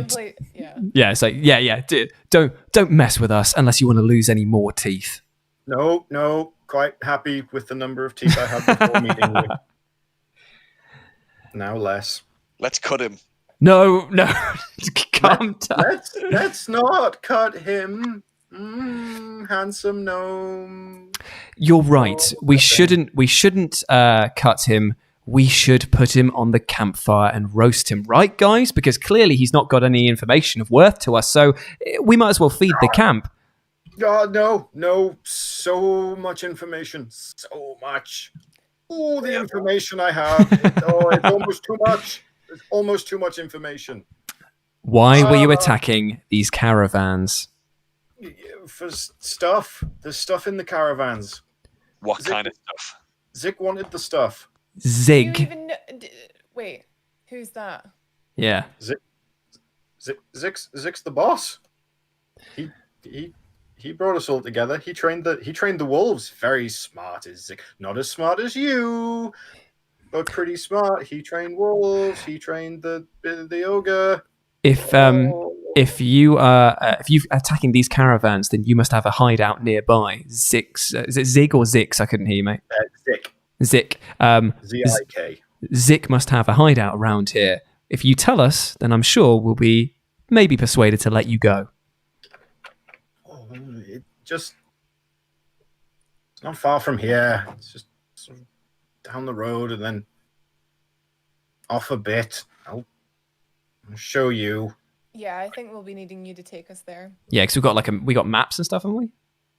Yeah, you've got sort of like general maps of the area, Just like, it. with, like, the road and things, but it's like it's not overly like charted. It's not quite Google Maps, but Jesus Christ! By the way, the chat has like really like they've gone really quite mad with the tortures here. The tooth wasn't enough. Could remove the lower jaw. Flay him bit by bit. Kick him in the blood boner. Give him little cuts and rub him with salt. And make him eat loads of cinnamon. That last one doesn't sound so bad. I mean, you could just slice him and roll him in salt.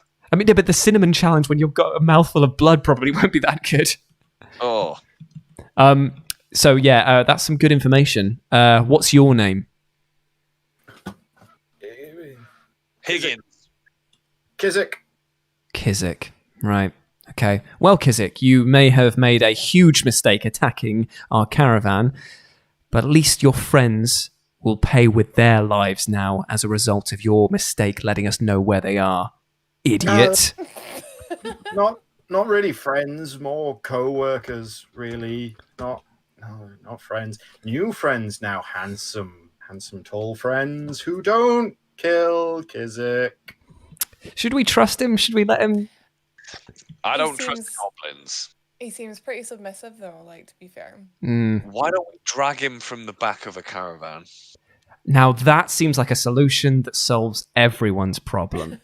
Or we like carrot on a stick him in front of the owl bear. We'll go back and get him. I'm just thinking though, if we dragged him along behind us, he could act as a lookout for the back of the caravan. Because if he gets attacked, he's going to be the first one to go. He can prove himself feed him to to us. Yeah. I mean, it doesn't strike us as very nice what we're doing. Just to clear, like this is like I'm meant to be playing this as a neutral character. This is a bit evil. Do any of you have good in your alignment? Because that's going to get struck off quickly. Because I think that I'm fine not punishing him anymore. The threat of punishment was enough. Should we just put him out of his misery then? No, again, that's not really gelling. Goblin. Yeah, but he deserves the right to live. All right, live with no fingers. God's sake, Mikey. I'm going to walk away from this conversation muttering something about this isn't the way of peace, blah blah blah, religious bullcrap. And I'm going to go to where the loot was around the corner to go collect that. He could be a good ally. It makes no sense to kill him. Yeah, you two discuss that.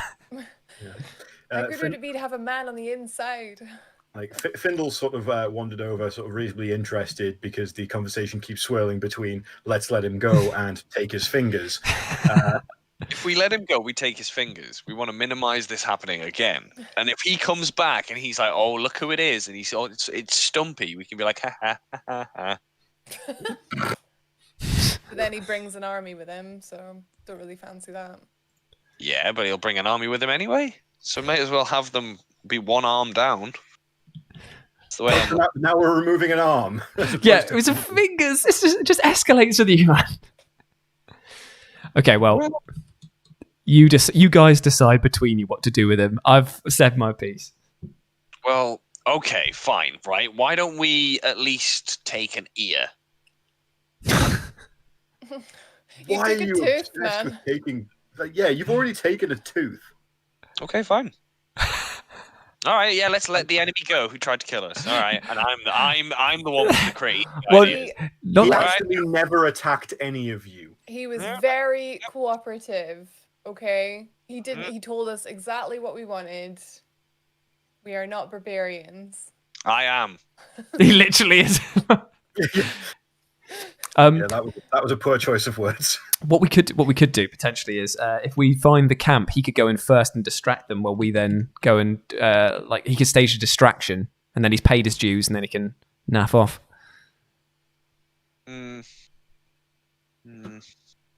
Mordor says we need a trophy.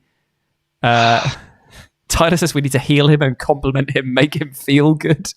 Yeah, that's the way we're going. Clearly, Get him on our side. Okay, why don't we put a mast on? Why don't we grab one of these logs, put the mast on one of the caravans, and then we'll tie him to the top of the mast? Well, like one of those snotling pump wagons from old Warhammer. Yep, I mean, fine, whatever. Yep. If it stops you from killing him or just dismembering him a different way, I'm fine to just turn him into a Jolly Roger. Yeah, that's it. We'll give him a Jolly Rogering. Right. Okay. So, yes, it's like Findle's been listening to the descent into madness and barbarism. That's one of the things. He goes, it's like, so he looks at the bloodied goblin as well and kind of takes a look and goes, right. So, how long have you been stealing, little green man? The goblin looks back and thinks, he just goes, "We just stole a lot of stuff." It's like, yep. So it's been for a while. Findle turns to FLIIK and BULDUR, and he goes, I think these might be the rapscallions that were responsible for that royal carriage being stolen the other time. The reason why Stonepick's been hiring so many caravan guards lately. Yeah, I think. What are we transporting? Why do we need so many guards? It was because of the attacks in the past. Well, there's a thing. If we go to that goblin encampment, then they might have the royal carriage still there, so we could reclaim it. And then we not only have we kept this caravan going, but also we recovered the stolen one. There'll be a bigger reward for us. Oh, money! Should we not first concentrate on getting our current cargo to? I mean, if it's on the way, if it's nearby, it's a side quest. It's a risk. We can fill a caravan with like goblin scalps. Think of it this way, Rach, though, or FLIIK, sorry. If there's a spare royal carriage going, you won't have to sleep in the guard's carriage with us. You'd have your own private gilded cage, as it were, but not a cage, because that's obviously a bit insensitive for a bird. But PlayStation. Well, not that there'd be anything left of it by now. Why? How long has it been missing? Honestly, guys, there's nothing left of that carriage now. There's no point. Money, Lost though. cause. Money. Money and fights. Right, Tyler in the chat is trying so hard to get this goblin romance going. Yes, you've stolen so much, incling my heart. Tor. Yes, ask hello. the goblin. Hello. Where the carriage is. Okay, I'm going to go up to him and just be like, "Listen, we got off on the wrong foot. All we want is some more information, and then we'll just take that into consideration. You've told us where your encampment is. You've told us about your boss, who we definitely have issue with. But do you know, or are you the ones that took this royal carriage? And if so, is it still in the encampment?" He thinks to himself for a while and like, royal carriage.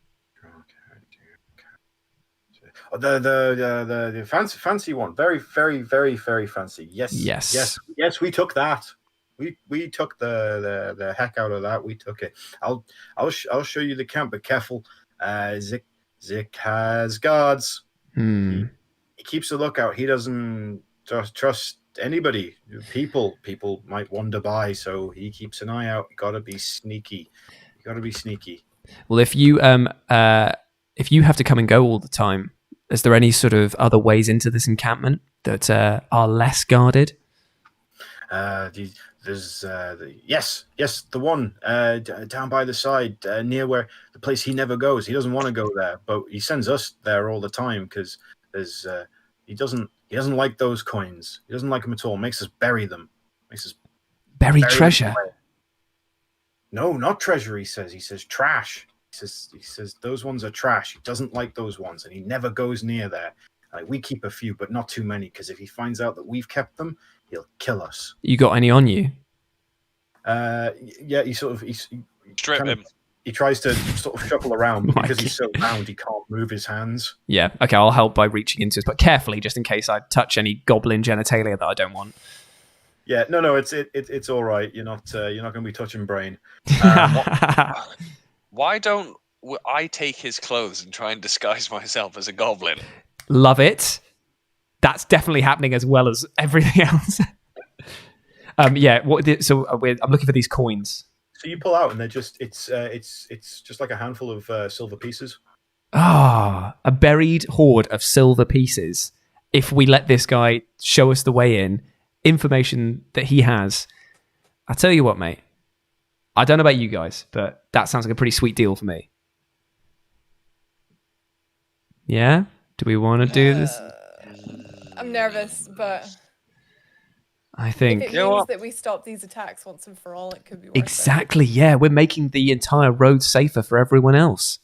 Exactly. I'm in. it. Cool. And because it was these goblins that were attacking in the first place, in theory, now that we've dealt with them and we're going to go and deal with the rest of them, hmm these guys can just keep on going toward their destination, like unhindered. That's In theory. potentially true. Yeah. Mm. So I think we're all in. By the way, Lawson, in case we're all huddled saying this. I'm not just talking over him. Like just so you can like. So are we all in agreement then that we want to trust him for now? But if he gets out of line, snap his neck, throw him in a bush. Oh yeah. Cool, fantastic. So I'm going to get down to the goblin's eye level, even if that means lying on the floor, and I'm just going to go to him. Listen, we've had a long chat about what to do with you, but we feel that there is only one proper solution. If you will show us where Zix's hideout is, and also take us through the special routes, and also show us where the buried treasure is, we will let you go free, and you will have no more issues with us. But if you betray us, if you even think about calling an alarm, if you even think about disagreeing to my terms of unconditional surrender, I will break your neck, I will remove your head from your body, and let your last dying sight be that of your body being ripped apart by the bird and the barbarian. By the bird and the barbarian. Yeah. Yeah, he thinks he thinks like, you know, long hamburgers. You driver. But bargain. Yes, I'm in. Yes, this is the best plan I've ever heard. It's a handsome plan. I love every part of it. I will name one of my children after this plan. It's so good. It's so good. I like it. Brilliant. I'm in. Cool. So, where should we put him? I think we'll still need to keep him tied up. Yeah, but I mean, like, should we chuck him in a caravan or should we, like, carry him? Make him walk in front of the caravan. Yeah, that's probably a good shout. Well, he does advise, like, you know, he's now sort of very forward with the information that he's given after, you know, the idea that he's going to get his neck broken, his head ripped off, and possibly not even in that order. Mm-hmm. That these very good that knows like that the lookouts are they're always on the lookout and keep an ear out for any sort of noise from caravans or people or anything like that. So you're gonna have to be sneaky, and you're also not going to get a caravan through the wooded area to lead you round to where he needs to get you in. So we're going to have to come back to this caravan. Mm-hmm. Okay. So, I mean, what we could do is if they, like, how far did he say it was? Like, when he said down the road, does he mean like a day's travel or what? It's not even that. It'll be about 2 hours on foot. Because we could just leave the caravan here, or at least leave maybe one person could stay behind, or we could all go and just entrust that we've taken out the major threats for now, and then go take out this bandit camp. Yeah. Quick question. Sure. Breaking the fourth wall for a second. That's all right. Is that us sort of getting near the time that we're wrapping up? We have 2 minutes left on thing, but we can go a little bit longer if you have the time. I honestly don't mind. Well, I think this will be leading into another encounter. Sure. Sort of adventure part. So this is probably a good place to draw a line under it, and then we'll pick up next time with the goblin encounter. Oh. Yeah, it's been a spicy night. Yes. Right, well, what we could do is you two go off, have your adventure, get your treasure. I'll stay here with the caravan. Yep. And look after them. That sounds agreeable. And then that way, when we come back... Maybe we will meet again in the future one day. Yeah, okay. Yep. Sounds good. So we entrust this camp to you, and we will gather what belongings we can, bid you farewell in the traditional bird goodbye of bye-bye. And then... and then we'll inform all of the representatives in the caravan as well, to make sure that they don't just think that we're just quitting our job. Bye. Don't pull too many teeth. Can't promise anything. So you guys head off on your way. Findle says that he'll accompany you guys Okay. to the camp, and the rest of the caravan patrons and Stonepick, the caravan master, they all sort of like they hold around FLIIK, and they are just so very very grateful Yeah. that they've got somebody to look after them. And Stonepick sort of just gives a few kind words to FLIIK about how well that she's done helping this caravan out, and as soon as they get to Greyhaven, he'll make sure that she's well looked after within his own sort of trade union and his friends within the city there when they finally make it to Greyhaven. That is a better end than 99% of every D&D player will ever get. By the way, Lawson, when we're heading off, can we just take a look at the loot, the jingly jangly backpack?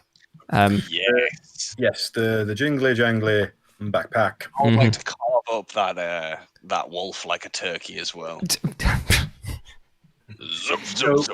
Yeah, so you go through as you rummage through the loot. It's the caravan that they went through was mainly sort of like dry goods, so it was just like a lot of food that he'd been taking. But there's some stuff that you could that clearly hasn't come from like this caravan. Like very odd bits and pieces, like odd book, like sort of like book scraps and things like that. A lot of sort of quite handfuls of like copper coins, a couple of gold coins sort of mixed in there as well. Nice. And there's a little bit of scrolled up parchment with a note written on it. That it's in Goblin, so Jules, you'll be able to read it. Sure. Like even by Goblin standards, this is pretty like sort of like low level chicken scratch. Yep. For it, this was not an intelligent goblin that wrote this, and it just simply says. It just simply says like yellow, brown, good, white, shiny, bad. Okay. It's the coins. Yeah. White, shiny, bad. They like gold, but not silver. Interesting. Oh, how do I do? Oh, that's cool. How'd you do that? Wonder how they'll tab. Wonder how they'll react to like your steel. Yeah. That's a very good point. Oh, right. Anyway, I'm sorry, just messing around with those arrows now. Yeah. Right. Okay, so and there was any other bits in it? Was it just like anything on the torn bits of paper? No. It just looks like it looks like they've been grabbed up in the handfuls of like other bits of crap that they'd been like stuffing into this backpack. Fair enough. I'm going to I'll take the backpack with us, or just put it into my belongings, just so that we've got everything like the dried meat and stuff like that for extra survival bits. Yeah, so it's mainly, like I said, it's mainly sort of like dried goods, like you said, like dried meats and ration tins, things like that. And it's about 40 copper and about 5 gold in there. Nice. Okay, so 40 copper and 5 gold. I'll put that down as well. Beautiful. Not too bad. Not too shabby. What a lovely little adventure that was. Yeah. Who's coming up next week, Jules? Well, I'm going to be getting in touch with John from the Dark Room to see if he can join us, which should be very, very fun. But on our short list of other people, we've got Ash Millman. She dropped in the chat earlier on, trying to get her to come in. Rich wants to give it a go as well. Osley wanted to give it a spin. Hey. So it will be basically a random assortment of people in the upcoming bits as well. I'm trying desperately to get Gerard from The Completionist coming on, but it's basically just been a back and forth chat about doing other bits, but we'll see how that goes. We'll see how it goes. Oh. And obviously Ben as well, and Nick. Yeah, those two guys. There's loads of people in the nice rotating cast. But thank you so much, Rach, for joining us on this opening adventure. It's been so much fun doing this, and obviously it won't be the last one that we do. Yes, thank you very much. I 100% guarantee that this will not be the last that we see or hear from FLIIK. Thank you for being so patient with me. It's really intimidating, but I had a lovely time. The thing is you dealt with it so well. Like, it wasn't even a case of like, okay, right, I just don't know what to do. It was a case of like, okay, this is the problem. How can we solve it? And also, we just got another donation through from Mordor. You saying, looking forward to the next one. Thank you so much. In fact, so much. That gives me a lovely little like segue to do a massive shout out to everyone who has subscribed and also has donated today. Nick, thank you so much. Mordor, thank you so much. Angelix, thank you. Jenko, thank you so much for not only your donation, but also the amazing artwork. And also to Nico, Jonathan, and Liam, who subscribed throughout the chat as well. Thank you so much. Really, really appreciate all of that. But yeah, until next time, actually, before we go, I've got some stuff to pimp. First off, Rachel, pimp your stuff. Pimp it now. Pimp. What's the next stream that you're going to do? It's tomorrow night, actually. But yeah, so some of you might know me because I used to work at What Culture. If you don't, my name is Rach. I used to work at What Culture. I like video games, generally, Dark Souls and Nintendo. Tomorrow night, I'm raising money for St. Jude Play Live, which is a children's cancer charity based over in the US. We've raised $27,000 this month. It's mad. So we're going to be doing that tomorrow with an Ocarina of Time randomizer crowd control. So if you want to come along and set me on fire, I stream on Twitch at DontRachQuit. That sounds amazing. Yeah. So you can directly you donate money to the charity. You get your ticket into heaven, and you can destroy me in the process. That sounds so much fun. By the way, Nikki has just subscribed as well. Thank you so much for subscribing. Thank you very much. Lawson, he has a lovely Instagram account in which he paints some amazing models. Why don't you tell the people at home what you've been working on and what you are doing next? So at the moment, it's been a bit of a mixed bag. I've mainly been working on Genestealer cultists from Warhammer 40,000. Nice. Because our dear friend Adam Cleary told me to get to work out at it, and I decided to paint them up out of spite. Yes. So I got them all done and went, there you go. I'm sort of painting some more 40k things because anybody who is part of the hobby will now know that a new edition has just been announced, and I'm very excited by all that. I'm also very, very close to getting to 500 followers on Instagram. So I am actually surprised, amazed, and a bit confused about the amount of people that want to see what I do. But it is lovely to see that kind of following. So if you are interested in painted models, go check out my Instagram. It is full of them, and hopefully there will be more, because between this and work, I just sit down at my desk and paint incessantly. It's Murder Room Miniatures, isn't it? Yeah, it would help if people knew what it was, actually. Good work. It's Murder Room Miniatures on Instagram, all one word. You just find us there. You'll know it's me because my profile icon is me looking very confused in a Raiders cap and an awful shirt. Amazing. Mr. Mikey Man, where can people grab you, and what are you doing at the moment? What's your hobby at the moment? Oh, right. So at the moment, you can grab me at I am Mikey Barry on Instagram and Twitter. However, at the moment, I've just been kind of having a recent sort of hiatus from social media because everything's been getting a bit gloomy, and so I've been trying to kind of avoid that and just kind of create some sort of inner peace myself. At the moment, like I said last time, I've still got an airbrush, but a few difficulties there, which I'm going to be making a video about airbrushing. Oh, nice. Just because as a, sort of, I'm less experienced and less seasoned in the hobby as Lawson, so it's fun for me to kind of experiment and play with all these fun toys. I'm also currently in the moment at editing a wonderful new little series that's going to be running on Live and Let's Dice, but it's nice and secretive at the moment. But I hope you like things spicy. It's honestly, it's going to be, from the sounds of it, it's going to be either the thing that gets us demonetized the quickest or completely removed as an entity on YouTube. Yeah. Can't wait. You'll find me on Twitch after this. Yeah. This is what happens, Jules, when you leave us alone. This is the thing. I said to you guys from the off, it was going to be split down the middle as a partnership, and I trust you guys. I may live to regret that. I said those words, and you said those words that I'd live to regret it. So here we are. Sexily unsupervised. No, it's a lot of fun, and it's a lot for people who maybe don't know too much about certain things, but are wanting to learn a bit more. And it's a bit of fun as well. Yeah, definitely fun. There's going to be a few things coming out of us from quarantine because we have been busy. It's just a matter of if we remember to film it, and of course, what actually is going on. It's a crazy time right now. It is indeed. And if people want to follow me, they can do so at RetroJ with a 0 over on Twitter. And also, I will be streaming more video game stuff. I'm going to be finishing off, hopefully, Darkest Dungeon. It's Death Trap Dungeon. Yeah, that's the one. Death Trap Dungeon, hopefully finishing that off on Wednesday. But I'm also going to be starting doing a Fallout New Vegas run with fully modded, so that it is Warhammer 40k. So we're going to have some much fun with that. It's going to be ridiculous. So look out. But I'll be doing that on Twitch to separate it out a little bit from the content that we do over on YouTube. But look out for that. But apart from that, guys, there's nothing else to say other than thank you so much for joining us now. Thank you guys so much for making up this fantastic party.